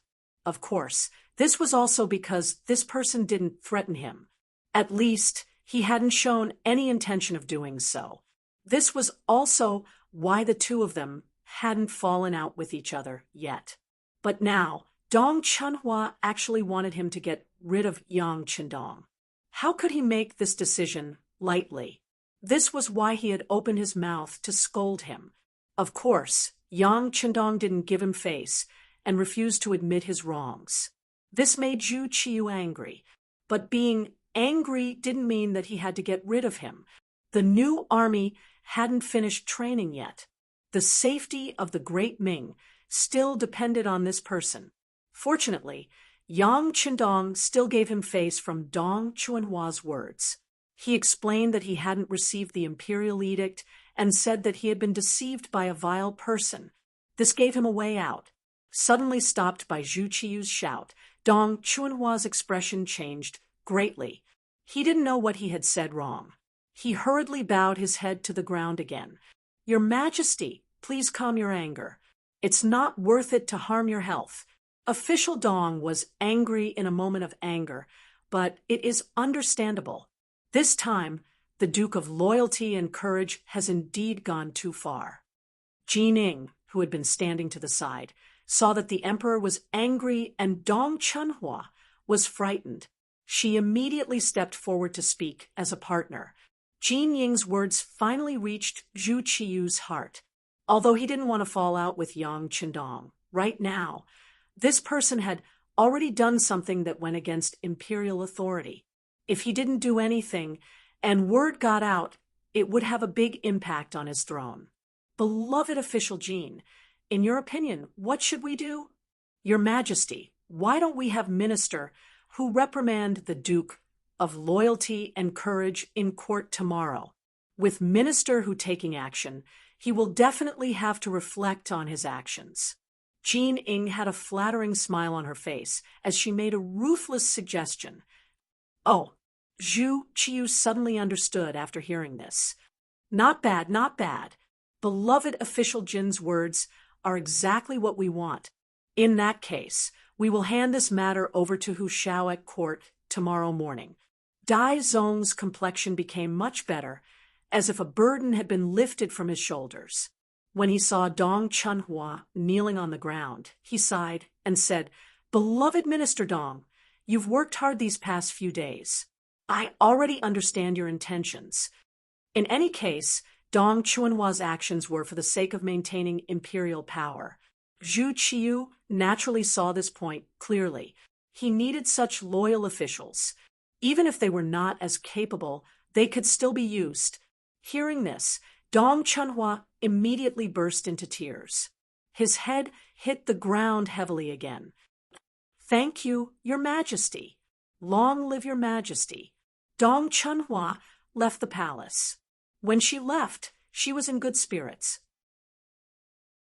After the people from the Intelligence Bureau reported the situation back to Yang Village, Yang Qindong's expression didn't change when he heard the news, but he was obviously relieved. "Young master, the army in the capital hasn't moved. It seems like they don't intend to target our Yang clan." Tiger's Mane, who had come to report the situation, shared his opinion as well. "Our acting emperor knows what's good for him." Yang Qindong's expression returned to normal as he spoke. When Yang Qindong defied the imperial edict this time, he had already prepared for the worst. That was, Zhu Qiyu would fall out with him. If that was the case, even though he had the cold blade, he had too few people. For safety's sake, he could only fight his way out of the capital. He could either meet up with Commander Gao Xiong and the others from the Tianjin garrison, or go to Zhu Qixin's place in Nanjing. After more than a year of scheming, it was certain that his estate would suffer losses. However, Zhu Qiyu wouldn't be able to gain any benefits from doing so. If everyone fell out with him, his days in the capital would definitely not be easy. This was originally a situation where both sides would suffer losses. Fortunately, Zhu Qixin didn't choose to do so. This matter allowed Yang Qindong to see where his shortcomings were. He had too few soldiers. Even if he had advanced firearms, he wouldn't be able to intimidate the enemy. The moment something unpredictable happened, there was a high chance that he would meet his foes with weapons. "It seems like I'll have to find a chance to go out for a while," Yang Qindong muttered to himself. The Cold Blades test had been far too harsh, making the size of the army a huge problem. However, he had always walked the path of elite soldiers. Ordinary soldiers were not worthy of his attention. Most importantly, he did not want to see a large number of soldiers who believed in him die on the battlefield. That would be a very sad thing. The Cold Blade needed time to expand, and the defense of Crimson City also required large amounts of manpower and resources. In these circumstances, increasing the number of soldiers in a short amount of time was nothing more than a pipe dream. Since this was the case, it was better to leave the capital for a while and give himself enough time to develop. As long as the Cold Blade was strong enough, when he returned to the capital, he naturally wouldn't have to worry about anyone doing anything to him. Tiger's Mane, issue an order. Have the Bureau of Security keep an eye on the situation in Guangxi and Guangdong. At the same time, have Commander Lung Song get ready. If something happens, we're to fish in troubled waters and expand the situation. Yang Qindong recalled the Shunping Heavenly King incident that would occur 1 month later in history, the rebellion in Guangdong, and Zhu Huiguan's Miao uprising. Thus, he had prepared for a rainy day and issued a military order. The Yang clan manor was safe for the time being because of Zhu Qiyu's apprehension. More importantly, he had been emperor for far too short a time, and he had inherited a terrible mess. Developing it would also require time, so he had tolerated Yang Qindong's defiance of the decree. Just because the fire had not been ignited did not mean that it would not burn. On the second day of the court session, Zhu Qiyu's first order of business was to have the Minister of Rights, Hu Shao, persuade Yang Qindong to admit his wrongs and appease the anger of the Japanese emissary. Zhu Qiyu had just arrived at court and sat on the dragon throne of the emperor, his gaze sweeping over the officials. Intentionally or unintentionally, his gaze had fallen on Hu Shao. At this moment, a young eunuch quietly walked up to Jining and whispered something to him. Originally, Jining was standing there calmly, with a faint smile on his face. No one could tell what he was thinking, but when he heard the eunuch's report, his face slightly paled. The eunuch said that when the city gates opened early in the morning, the Cold Blade soldiers responsible for opening trade with the Walla had returned, 100 of them. This meant that the Duke of Loyalty and Courage's strength in the capital had once more increased. These 100 people were not ordinary soldiers, but an army with elite and advanced firearms. He later learned that a single company of cold blade soldiers could withstand the charge of thousands or even tens of thousands of Walla's elite cavalry. Just how powerful were they? With the sudden return of an entire company of cold blade soldiers, Yang Qindong's strength had increased. If he wanted to force the Duke of Loyalty and Courage to admit his wrongs, the obstacles would be much greater. In this short period of time, Jin Ying's mind was filled with many thoughts. He suddenly felt that arranging for Hu Xiao to force Yang Qindong to admit his wrongs to the Japanese emissary was an unwise move. What he needed to do now was to stop the emperor's actions. But just as he was thinking this, Zhu Qiyu called out Hu Xiao's name. Beloved official, who, receiving the emissaries of other countries, is the responsibility of your Ministry of Rights. As for the unpleasantness between the Duke of Loyalty and the Japanese emissary, we think that you should be responsible for it. In short, we need to resolve this problem in the shortest time possible. Right now, the great Ming does not need war. You understand? He suddenly called out Hu Xiao's name and handed over the task that was previously agreed to be handed over to censorate official Dong Chunhua. The expressions of all the officials changed slightly at this moment. In the imperial court where intelligent people gathered, each of them had their own thoughts. Hu Xiao had been an old official for many dynasties and had seen many storms and waves. As soon as Zhu Qiyu spoke, he guessed what had happened. He thought of the news that he had received yesterday, saying that Deputy Censorate of the left, Dong Chunhua, had returned to the palace with a furious expression not long after entering Yang village. He could already imagine what had happened. Could it be that the Duke of Loyalty and Courage had defied the imperial edict? But did he really have the guts to do so? Also, could the Emperor of Loyalty and Courage really endure it? This was a great crime of defying an imperial edict that would result in the confiscation of his property and the execution of 3 generations of his family. Depending on the severity of the situation, the execution of 9 generations of his family was not impossible. Hu Xiao and the other officials all had their heads lowered as they thought about something. The atmosphere in the imperial court became incomparably stifling, as the emperor, Zhu Qiyu, naturally didn't want the officials' hearts to be in chaos. If their hearts were in chaos, they wouldn't be able to do anything. He immediately explained with a smile on his face, "Beloved officials, there is no need to think too much. Our Duke of Loyalty and Courage is too rule-abiding. He said that he needed an official of the same rank to talk to him. Beloved official Dong's status is a bit too low. This is also because we didn't think about it clearly before. Therefore, this time we sent beloved official, who is of the same rank, to give Duke of Loyalty and Courage enough face." After the explanation was given, many of the officials immediately came to a realization.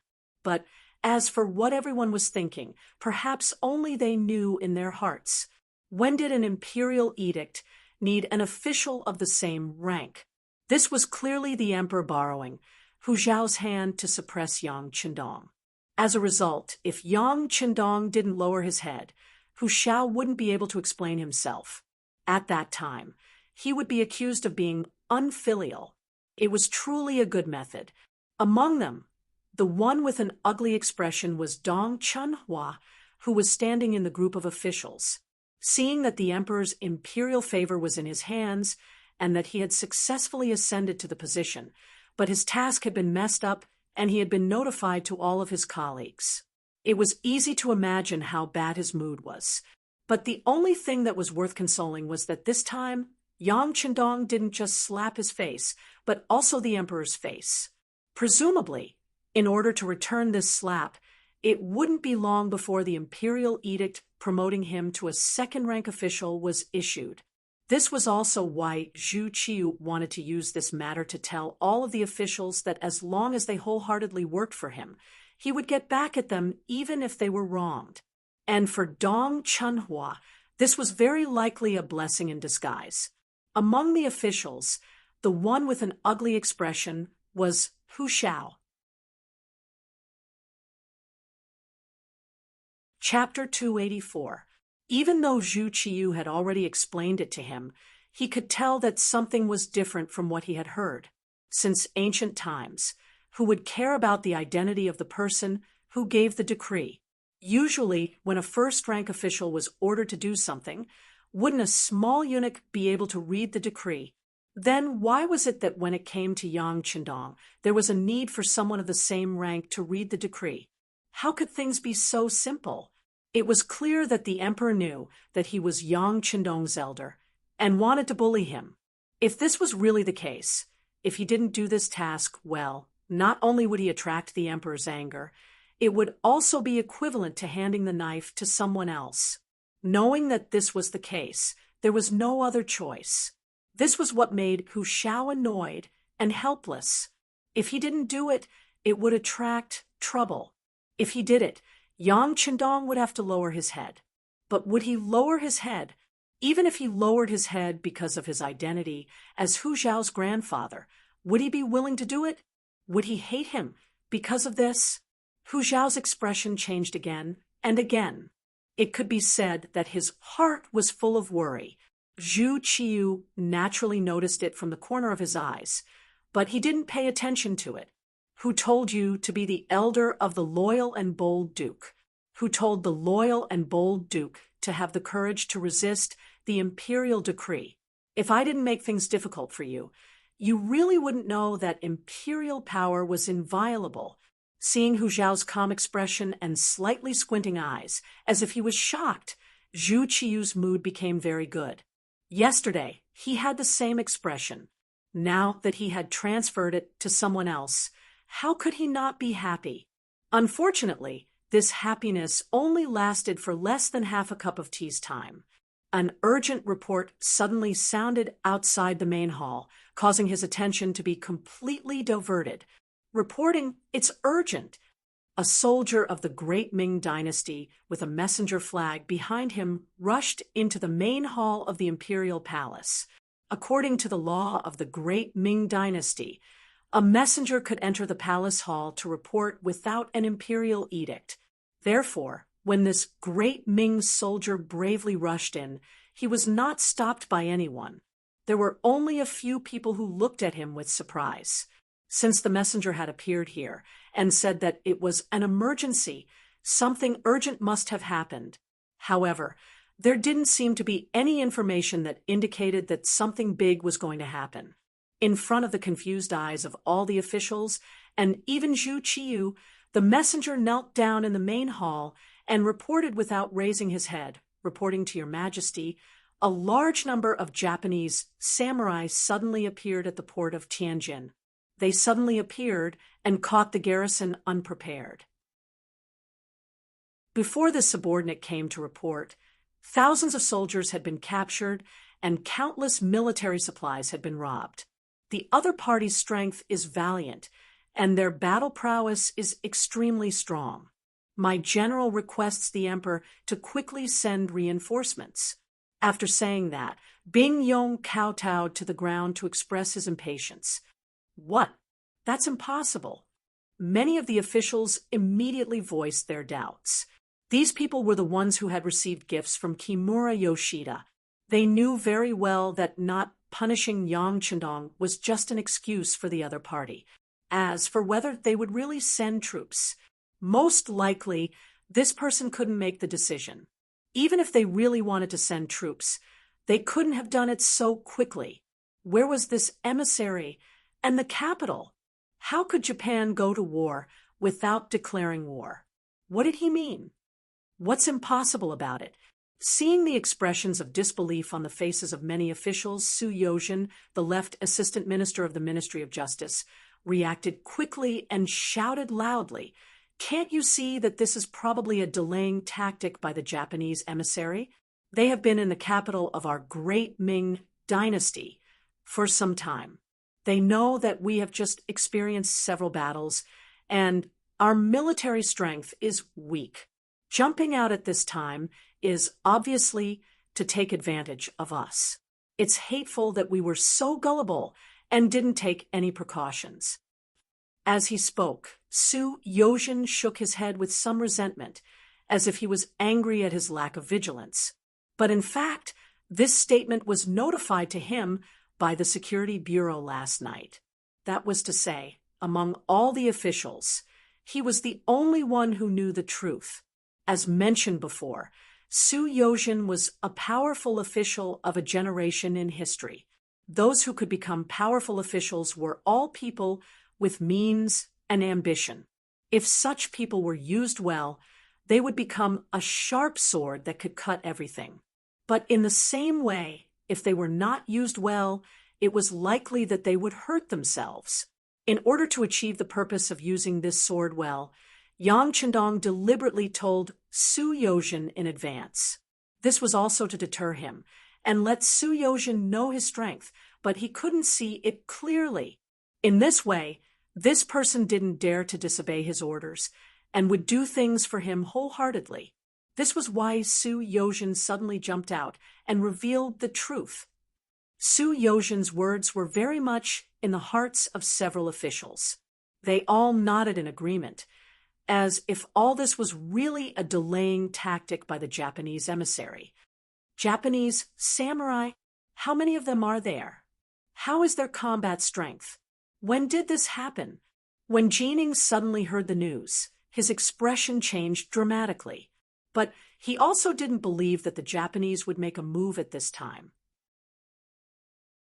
Because, in his opinion, even if they wanted to make a move, they had to wait until after Yang Chendong was punished. He had a feeling that there was something fishy about this matter, but he couldn't think of any problem, so he asked this question. If the enemy had too few soldiers, could it be the work of mercenaries? This wasn't the first time he had interacted with Lung Feng. The enemy didn't have many people, but their combat strength was extraordinary. Moreover, the Tianjin garrison was not on guard. If they attacked by surprise, it was very likely that they would succeed. Since someone had asked a question, the messenger naturally had to answer it. Replying to Sir Eunuch, it happened a few days ago. Many Japanese samurai came, and from a distance they seemed to blot out the sky. Moreover, it happened so suddenly that my general could only retreat while fighting. After he was unable to turn the situation around, he ordered this lowly one to come find reinforcements. The Tianjin garrison's general did not immediately come to the capital to ask for reinforcements. What he reported was that he wanted to fight with the Japanese samurai. Because of this, the military situation was delayed, and the report only reached the capital a day later. Blot out the sky? Jin Ying's expression turned even uglier when he heard this description. Could it be that he was wrong, and this wasn't the work of mercenaries? Otherwise, how could there be so many soldiers? If the number of mercenaries really did blot out the sky, no one would be able to stop them. Jin Ying's expression changed greatly. Who among the other courtiers did not have the same expression? Could it be that Japan really had mobilized its army to loot a burning house? Of course, they didn't know that on the battlefield, unless the two sides were actually fighting or there was an advance report, it was very difficult to accurately determine the strength of the other side's army. Just like this time, it was clearly the work of mercenaries, but Commander Gao Xiong had personally led 400 elites from the Lung Feng Navy to the Tianjin garrison, accompanied by 2,000 auxiliary soldiers from Chichen City. For the sake of bluffing, Gao Xiong had intentionally sent out many banners so that from a distance, it would appear that the entire harbor was covered in flags. This made it very easy for people to mistake it for an army. No one had imagined that this was a smokescreen set up by Yang Chendong. Everyone only knew that the Tianjin garrison wasn't far from the capital, and if they couldn't effectively stop the enemy from approaching, another battle to defend the capital would probably begin. At that time, the victor would be obvious. Quick, which beloved official is willing to lead soldiers into battle? Zhu Qiyu didn't want another battle to defend the capital. Last time, he had spent the young master's money, which had already caused him great heartache. Now, before he could recover from his shock, another unknown battle had appeared. While he was angry, his gaze also fell on the generals in the imperial court, lingering for the longest time on Marquis Wukinghow Shiheng.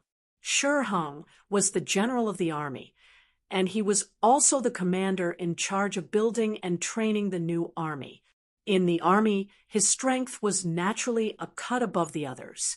But even though he had been on the battlefield many times and had very few victories, his heart was beating like a drum. It was not the first time that he had heard the name of Japanese samurai. They were simply outlaws, and all of them were brave and good at fighting. It was said that if one wanted to become a samurai, he had to go through hundreds of selections. If he were to deal with such a powerful army, how confident would he be in winning? If he won, everything would be fine. But if he lost, would his position in the army be affected? His position was stable enough now. Did he still need to take risks and fight? The answer was, of course, no longer. There was no benefit in winning, and if he lost, he would lose his high position. Shaking his head, Shiheng looked awkwardly at Zhu Qiyu, who was sitting on the dragon throne, and knelt down. "Your Majesty, the new army has just been formed and hasn't undergone any training. If we send them to the battlefield at this time, I'm afraid that they will lose more than they will win." Zhu Qiyu really wanted to reprimand Shiheng, but when he thought about what Shiheng said, he realized that Shiheng was right. If he really sent the untrained new army to the battlefield and suffered a great defeat, it would directly threaten his throne. What should we do? Dear ministers, do you have any other candidates to recommend? Zhu Qiyu's tone changed. He no longer stared at Shiheng, but looked at the ministers, hoping that they could come up with another result. Even Shiheng had refused, which was enough to prove that the situation was tricky. Although some of the generals were a little restless after hearing this, they considered that if they lost, not only would they be implicated, but their families would also be implicated. For a moment, they could not help but shut their mouths, lower their heads, and act like ostriches. The originally noisy hall suddenly became quiet. The ministers looked at each other, speechless. Chapter 285. This scene infuriated Zhu Qiyu to no end. When there were benefits to be had, these officials didn't behave like this. They were all eager to show that they were capable, that they could be entrusted with important tasks, and that they could accomplish great things. But now that there was a problem that involved life and death, everyone had the same attitude. They would hide as much as they could. He really didn't know what he could do in the future by relying on such officials. Minister Yi, tell me, now that the Japanese army has invaded our borders, what is the Ministry of War planning to do? Since no one took the initiative to step forward, Zhu Qiyu simply began to call out names. The first to be called was the Minister of War, Ming. Since the incident just now, when the messenger knelt on the ground, Ming had lowered his head like an ostrich. If he didn't raise his head, no one would pay attention to him. But now that Zhu Qiyu had called out his name, he knew that he couldn't avoid it. He could only raise his head and say helplessly, "Your Majesty, after several battles, the Ministry of War doesn't have any good generals or elite soldiers. Moreover, we've been busy building a new army. We really don't have the strength to do anything." Useless. In his anger, Zhu Qiyu didn't care about the other party's face and exploded. "Other beloved officials? Do you have any suitable candidates to recommend?" The emperor was angry, and the other officials were all afraid to avoid him. At this moment, Who would dare to answer? Looking for trouble? So when this question was asked, the entire hall fell silent. What? No one has a suitable candidate. Do you want us to personally lead the army? Zhu Qiyu stood up from the dragon throne, his voice filled with boundless anger. These officials are incompetent. Seeing that the emperor was so angry, all the officials knelt on the ground and blamed themselves. But when everyone knelt, there was one person who didn't kneel. He was the one who always came up with ideas, the left assistant minister of the Ministry of Justice, Su Yozhen.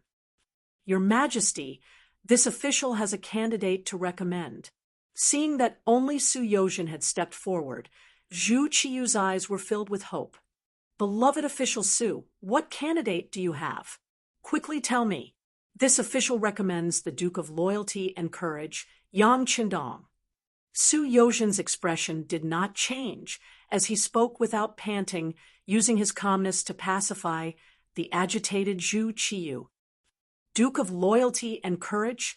Zhu Qiyu had an expectant look on her face, but what she got in return was a sharp intake of breath. He had just reprimanded Yang Qindong and asked him to apologize to the Japanese envoy.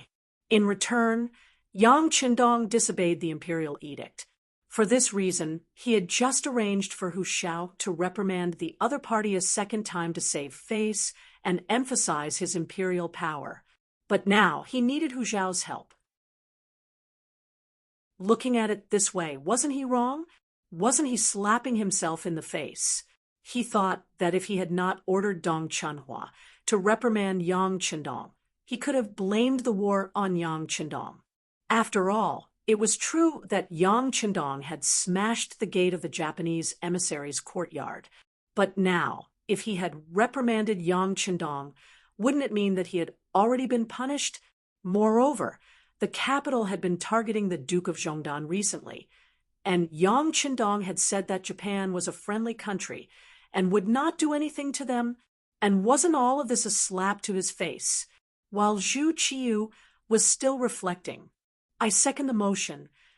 After Su Yozhen recommended Yang Qindong, the Minister of Revenue, Wang Ji, immediately stood up and expressed his position. At the same time, he couldn't help but look at the left assistant minister of the Ministry of Justice in a new light. He found that this person could always do amazing things at critical times. For example, when the Walla army arrived, he recommended Yang Qindong. It turned out that his approach was right. And when it came to wartime, the first person who thought of the Duke of Loyalty and Courage was this person.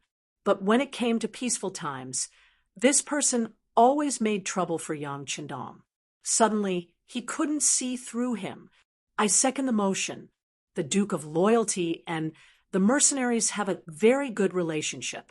Once he can be asked to help, the Japanese samurai will be defeated in one blow like the Walla cavalry. The Minister of Rights, Hu Xiao, also stood up at this time. He not only seconded the motion, but also expressed his opinion. A left assistant minister and two ministers simultaneously recommended Yang Qindong.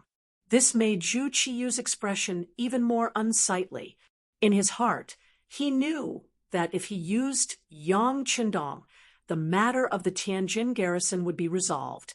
But this person's contributions were too great. If he was given a chance, how would he be rewarded after the war? Even now, he dared to defy the imperial decree. Wouldn't he rebel in the future? No, he absolutely couldn't give this person a chance. His gaze intentionally avoided Su Yozhen and the others. Zhu Qiyu said in a very resolute voice, "Commander Shiheng, listen up. I order you to start preparing. Within 3 days, send 50,000 soldiers to the Tianjin garrison to eliminate the ethnic disturbances. There must be no mistakes. Order the embroidered uniform guards and the Eastern faction guards to immediately surround the Japanese diplomatic mission. Detain them first, then hand them over to the Ministry of Rights." In the end, Zhu Qiyu made the decision not to use Yang Qindong. He didn't care whether Shiheng agreed or not. He directly made the decision in the name of an imperial edict. When His Highness issued an imperial edict, even if Shi Hung was 1,000 times unwilling, he still had to obey. He didn't have Yang Qindong's ability to dare defy an imperial edict. Just like that, the court assembly dispersed. After Zhu Qiu walked out of the main hall, followed by a group of eunuchs, Hu Xiao followed the other officials outside at a leisurely pace. Not far away, his eldest son, Hu Changning, hurried over. "Father, are you preparing to go to the Yang clan manor?" "What for?" Hu Xiao asked with a suspicious expression. Did His Majesty arrange for father to reprimand the Duke of Loyalty and Courage and have him do what? Haha. Japan went to war without declaring war. At this moment, there's no reason for us to apologize to them. Thus, the Duke of Loyalty and Courage is already innocent. Didn't you hear His Majesty say that the Japanese diplomatic mission needs to be handed over to the Ministry of Rights to be judged? This is His Majesty's attitude. Wang Ji, the Minister of the Ministry of Personnel, was walking beside Hu Xiao. He immediately explained with a smile. After hearing this argument, Hu Changning realized that he had thought too much. He immediately bowed his head and cupped his hands in embarrassment. "I see. Thank you, Uncle Wang, for your advice. You don't have to thank me. Even if this old official didn't say this, you can think clearly about this small matter. Alas, it's just that sending Shi Hung to lead the new army that hasn't been trained to deal with the Japanese samurai is really a somewhat righteous act." Wang Ji shook his head lightly. He was not worried about whether Hu Zhongning could figure out the crux of the matter in a short period of time. This person had a good father and a good son-in-law. He did not have the guts to suffer losses.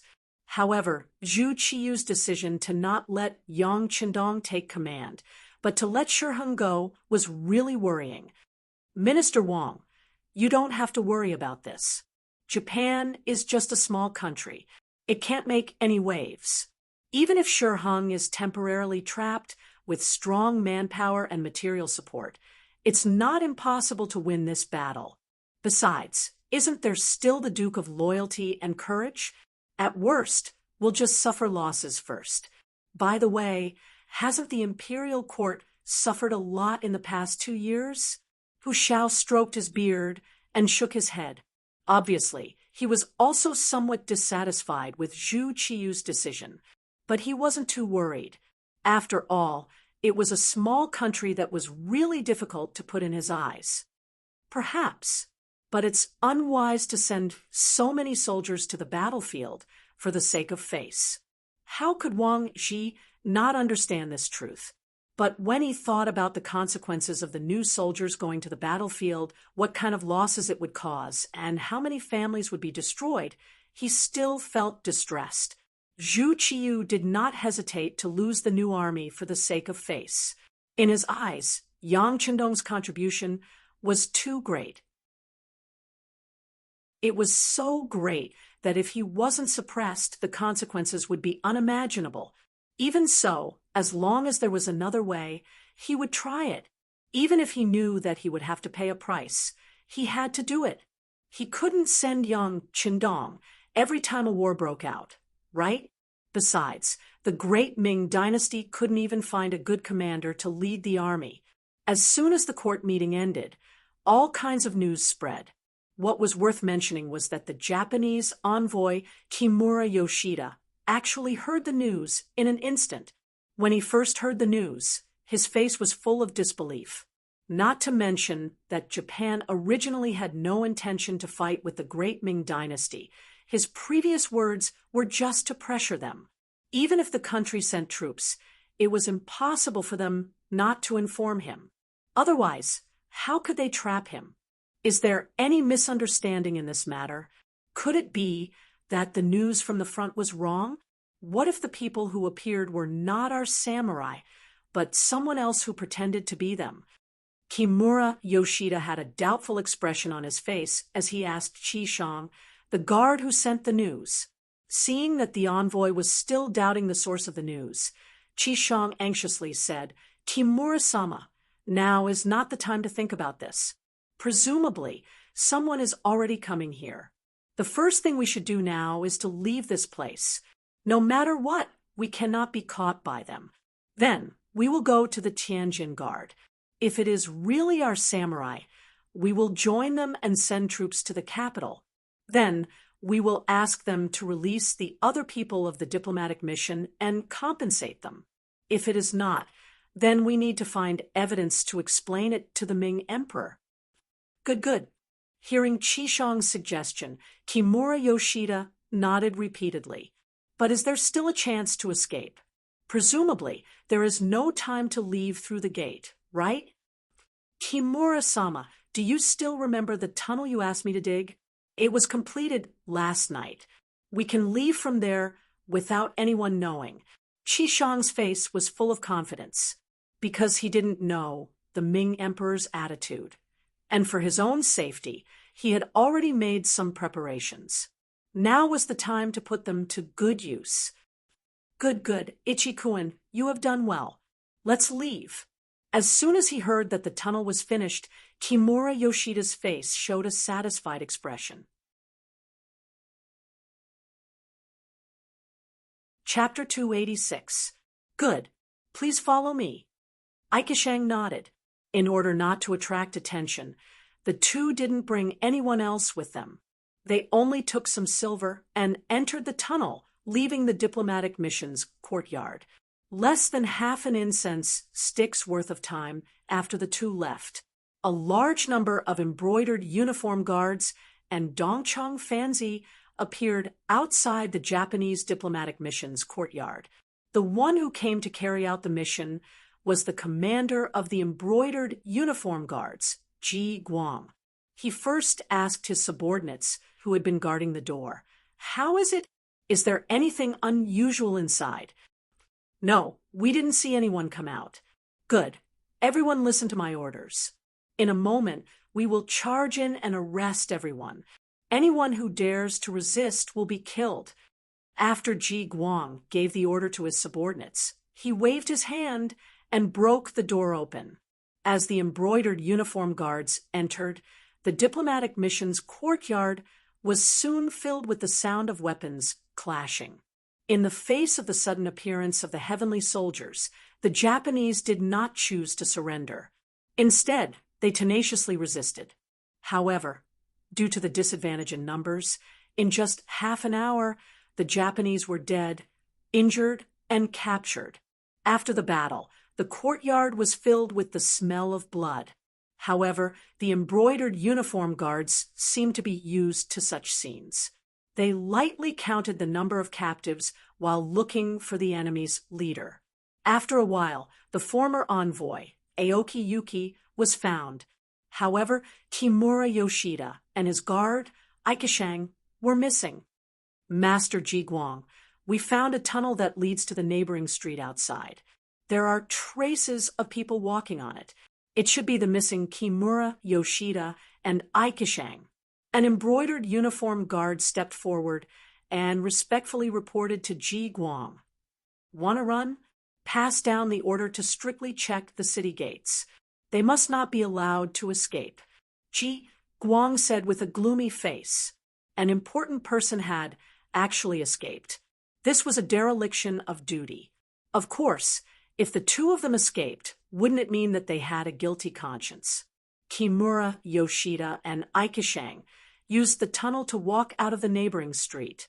When they finally walked out of the dark and damp tunnel, they could breathe a breath of fresh air. A thunderous voice fell in their ears. "How is it? The tunnel doesn't feel good, right? Tie them up." The one who spoke was Yang Wu. He had been waiting here on Yang Qingdong's orders since last night. Although De Ming did not notice the digging of the tunnel, the Security Bureau, who had already bribed the cook of the diplomatic mission, discovered the problem. How did the diplomatic corps, which did not do any work or training, suddenly increase their appetite and purchase many iron tools and bamboo baskets for digging tunnels? Yang Chendong had once taught him that any small matter could become a big matter. It all depended on whether or not it could attract your attention. After Yang San received the news, he increased the intensity of his investigation. Naturally, the matter of the underground tunnel did not escape his eyes. Thus, Yang Wu's actions came about. When the steel knife was on his neck, Kimura Yoshida still said arrogantly, "What are you doing? Am I a Japanese emissary? If you kill me, wouldn't that incite a war between the two countries? Can you bear such a sin?" "Sai, you talk a lot of nonsense." Yang Wu shook his head. This kind of threat was nothing to him. If not for the sixth young master's order to keep him alive, he would have killed him long ago. However, just because he could not kill him did not mean he could not vent his anger. He raised his hand and struck Kimura Yoshida's neck. The powerful force immediately knocked him out. Qi Shang, who was beside him, shrunk back in fear. Qi Shang's reaction fell into Yang Wu's eyes. Seeing how cowardly Qi Shang was, he could not help but glare. This glare scared Qi Shang out of his 7 souls. "Don't do it. I'll knock myself out." As he spoke, Qi Shang slammed his head against the wall in front of him. His entire body was bleeding from his head, and he fainted. At least he knows what's good for him. I originally wanted to teach him a lesson, but unfortunately, I can't. Seeing that Qi Shang had knocked himself out, Yang Wu sighed and said with dissatisfaction, "Brother Wu, why don't you just kill him?" Lung Feng, who came with Yang Wu to carry out the mission, suggested when he saw that Yang Wu was not satisfied. "Forget it. There's no point in killing someone who has already fainted. Let's bring him back to the young master and let him do whatever he wants with him. Let's go, put them in the carriage, and transport them out of the city. I'm afraid it won't be long before this matter is discovered, and the city gates will be strictly checked." Yang Wu did not dare to delay. He was afraid that there would be a mistake and delay the young master's important matters. If that happened, he could not afford to be punished. The carriage that had already been prepared rushed over. After throwing the 2 unconscious people into the carriage, it headed towards the Yongding Gate. Not long after Yang Wu and the others left the city, the inspection at the city gates became much stricter. Under Ji Guang's personal supervision, even the carriages of the nobles and officials had to be strictly checked. However, this was destined to be ineffective. In the Yang family manor, Kimura Yoshida and Ikegami were thrown into the basement that had already been dug. In the academy Junko was originally studying, the miscellaneous knowledge taught by Yang Chendong made her indulge in it. She realized that the world was so big, whether it was the great Ming dynasty or Japan, they were just a part of it, not even 1/20th of it. This made her open her eyes, and at the same time, she was more certain that Yang Chendong was extraordinary. When she was studying seriously, Beta Persei appeared. "Miss Junko, our young master wants to see you." Beta Persei was second only to Tiger's mane beside Yang Chendong. His presence here itself represented Yang Chendong. Junko naturally did not doubt him and walked out of the classroom and came to the front of Yang Chendong in the inner courtyard. "Let's go. I'll take you to see 2 people." After seeing Junko, Yang Chendong smiled, and then very gentlemanly made a gesture of invitation, and took Junko to the basement. With Yang Chendong's identity, it was not surprising that there would be a basement in the manor. What Junko was curious about was who she was going to see. When she came down the stairs to the basement and saw the unconscious Kimura Yoshida and Ikegami, she couldn't help but turn pale. She couldn't understand how these 2 people were brought here. Weren't they the emissaries of Japan? How could Dong Shuai be so bold? Wasn't he afraid of being tracked down? Junko's face changed again and again. Yang Chendong didn't care about these things and just casually nodded to Beta Persei. At this time, Beta Persei took a wooden bucket that had been prepared and poured it on the unconscious Kimura Yoshida and Ikegami. Under the water column, the two people were instantly awakened. When they slowly opened their eyes, they saw Yang Chindong and Princess Junko. As soon as the two people opened their eyes, Junko didn't wait for Yang Chindong's consent and quickly said in Japanese, "Don't expose this princess's identity. Otherwise, I will let Dong Shui kill you now."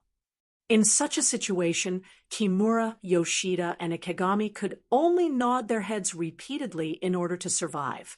On the other hand, Yang Chindong on the side had already understood the conversation, but he still pretended not to know anything and looked at Junko, seemingly waiting for her explanation. "Oh, nothing. I just told them to answer Dong Shui's question honestly." Junko found a promise to make. Junko didn't want to disclose her identity, so Yang Chindong didn't point it out. Instead, he turned his gaze back to Kimura Yoshida and Beta Persei and asked in pure Chinese, "Didn't you always want to kill me? Now I'm standing in front of you. Do it?" On the left side of Yang Chindong was Beta Persei, and on the right side was Yang Wu.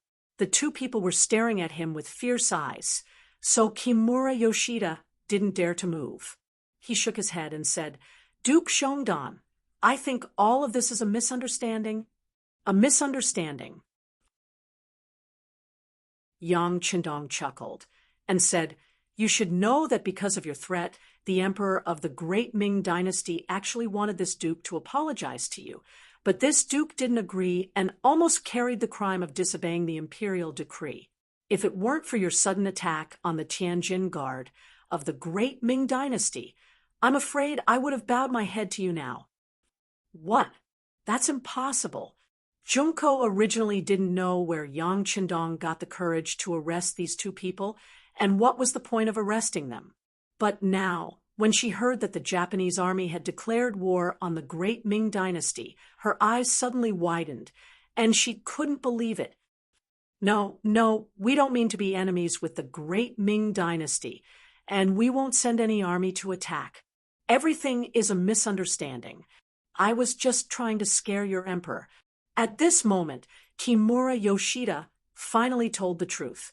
Unfortunately, now that he had said something like that, no matter how one listened to it, it sounded like an explanation. Yang Chindong kept shaking his head after listening. "The facts are all there. The battle report of the Tianjin Guard has been sent to the capital. Do you still want to deny it?" "No, there must be some misunderstanding. It's likely that someone else is pretending to be you, intending to provoke a war between the two countries. Please investigate this matter. I'm also willing to go to the Tianjin Guard and confront the people there." Kimura Yoshida kept shaking his head, indicating that he didn't know anything. At the same time, in order to explain clearly, he was willing to confront the so-called Japanese samurai. Kimura Yoshida would make such a choice, which was exactly what Yang Chindong was worried about. That was why he kidnapped the two people here. He couldn't let the great Ming dynasty catch them. Otherwise, things were likely to be exposed. Fortunately, before he could do anything, the two people escaped through the tunnel, which saved him a lot of trouble. Yang Chindong naturally knew what was going on, and of course, he wouldn't admit that everything was arranged by him. Seeing that Kimura Yoshida didn't admit it, he pretended to be angry and said, "Very well, the facts are all there. If you still want to deny it, then I have to use some means."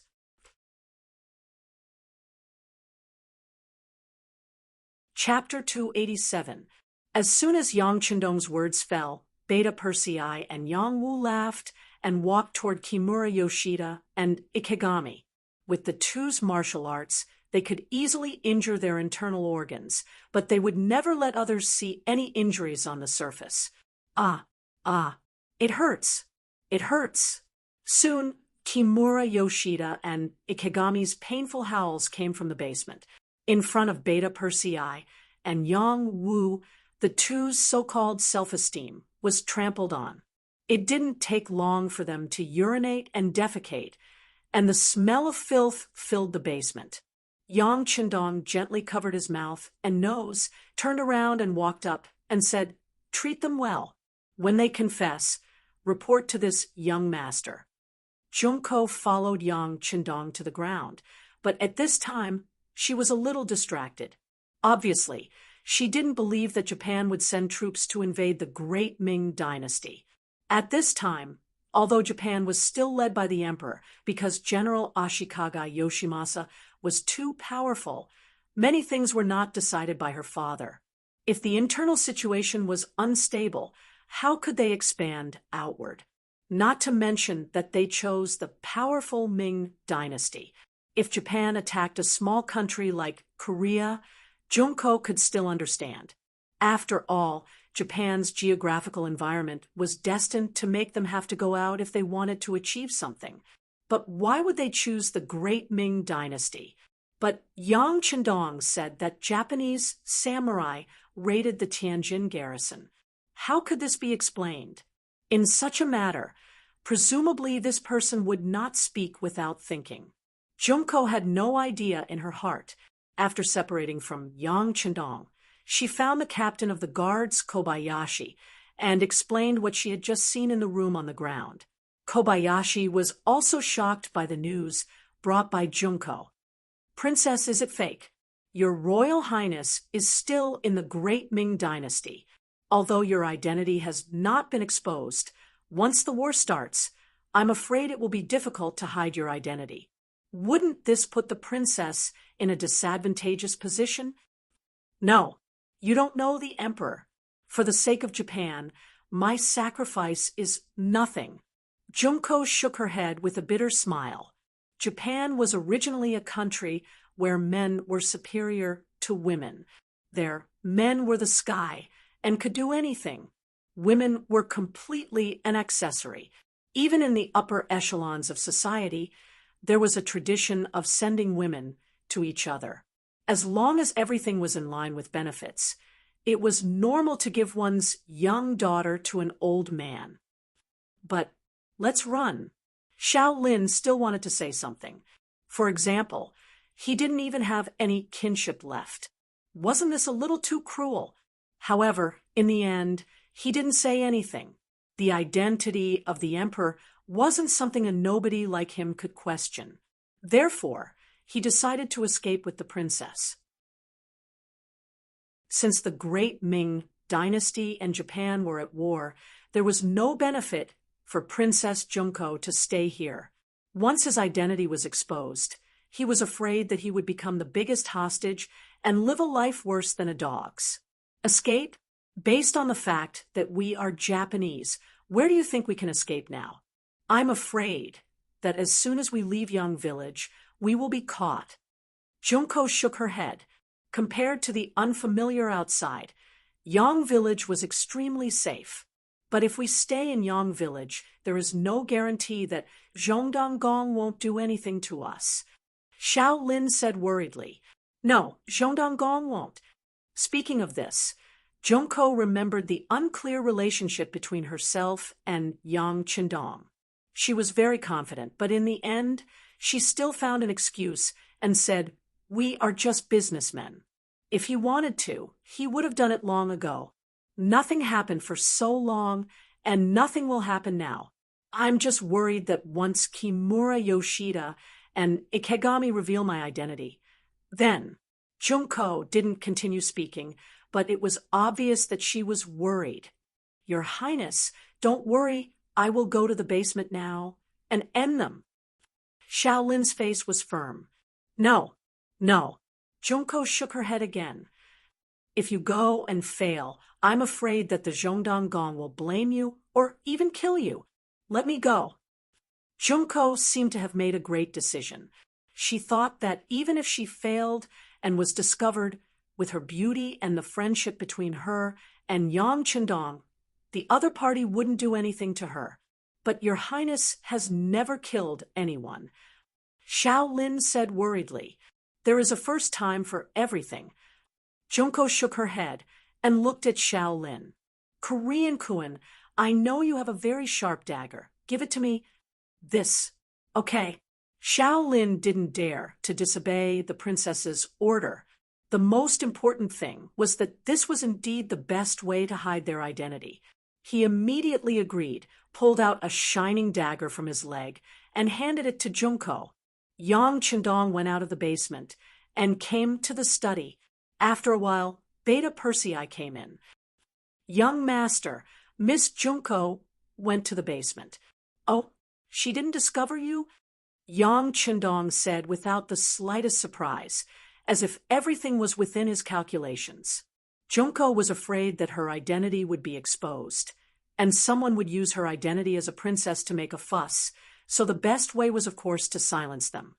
No, Yang Wu and I hid very well, and now Yang Wu is watching. Beta Persei replied in a low voice. Speaking of which, not only was he tall, but his voice was also like thunder, which often scared people.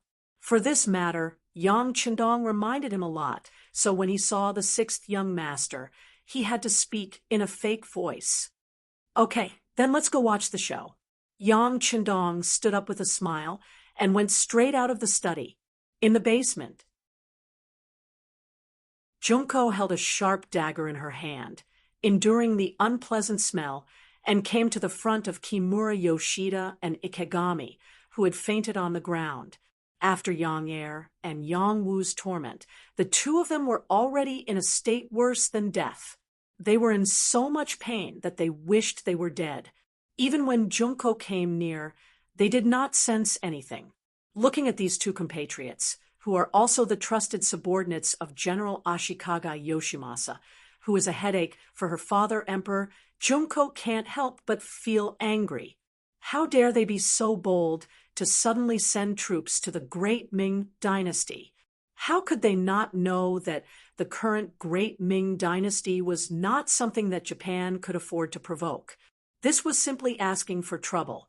Thinking that it was because of their wrong judgment that it was likely to lead Japan into the war and greatly weaken the national strength, Junko raised the dagger in her hand with resentment, and then suddenly stabbed Kimura Yoshida, who was closest to her, in the chest. Puchi! After the dagger entered the body, there was only a muffled sound, and Kimura Yoshida died and went to see the emperor. After killing one person, Junko seemed to be interested and forgot her fear. She raised the dagger and stabbed the heart of the other guard, Ikegami. Puchi, as if she was afraid that she would not be able to kill the other party. Under her anger, she continuously stabbed the other party several times. In the end, she killed the two of them until they could no longer kill each other. Blood also sprayed onto her face and clothes, but she did not seem to care about it. Until she confirmed that the two people were dead, she dragged her tired body and walked out of the underground room. Furthermore, all of this had happened without anyone stopping him. It was as if it had happened without anyone knowing. But Junko didn't know that there was a very hidden room on the side of the basement. There seemed to be an earthen wall, but in fact, it was just a disguise. There was a double-sided transparent glass that was taller than it would be a few hundred years later. From there, one could clearly see everything that was happening in the basement. Looking from the inside to the outside, there was nothing unusual. Did you record it? Yang Chendong looked at Beta Persei, who was fiddling with the camera for the first time. Young master, it's all recorded, according to your request. I also recorded a few close-ups to clearly record the scene of Junko killing the two Japanese envoys. Beta Persei said, as if he was showing off. Very good. Arrange for someone to send it to Commander Gao Xiong, and then let him arrange for someone to send it to Japan. Remember, you must personally send it to Ashikaga Yoshimasa. Yang Chendong said with confidence. He never had any good impression of Japan. It was only a matter of time before he dealt with them. And before that, in order to achieve his goal more easily, internal strife was one of the best ways. He believed that with this solid evidence, Ashikaga Yoshimasa could use it to attack the emperor, and Japan's internal strife was already a fact. At that time, it would be impossible for Junko not to stand on his side.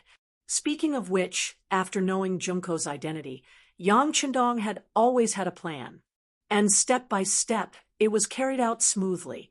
Until now, it finally paid off. With this video as evidence, he didn't have to worry about Japan's internal strife. At that time, his opportunity would come, and he could even send troops to Japan on the grounds of supporting Junko's restoration. At that time, it wouldn't be difficult to occupy the entire Japan and make it return to its ancestral land. Junko didn't know these things. On the contrary, after killing people, she thought that no one would find her. After returning to her room, she quickly changed into a clean set of clothes and went to the academy. She really did what she should do. There were no side effects or discomfort after killing people for the first time. Yang Chendong also acted as if nothing had happened. It's just that the scene of Junko killing Kimura Yoshida and a Kagami has been recorded perfectly. Not only that, he also took a copy of it to the warehouse and then took out a copy and a tablet that could play the video. When the time comes, he only needed to take it to Japan and play it. Presumably, it would cause an uproar. It was equivalent to handing General Ashikaga Yoshimasa a butcher's knife so that he could raise it high and do whatever he wanted. You're tuning in to the Mystic Fist YouTube channel.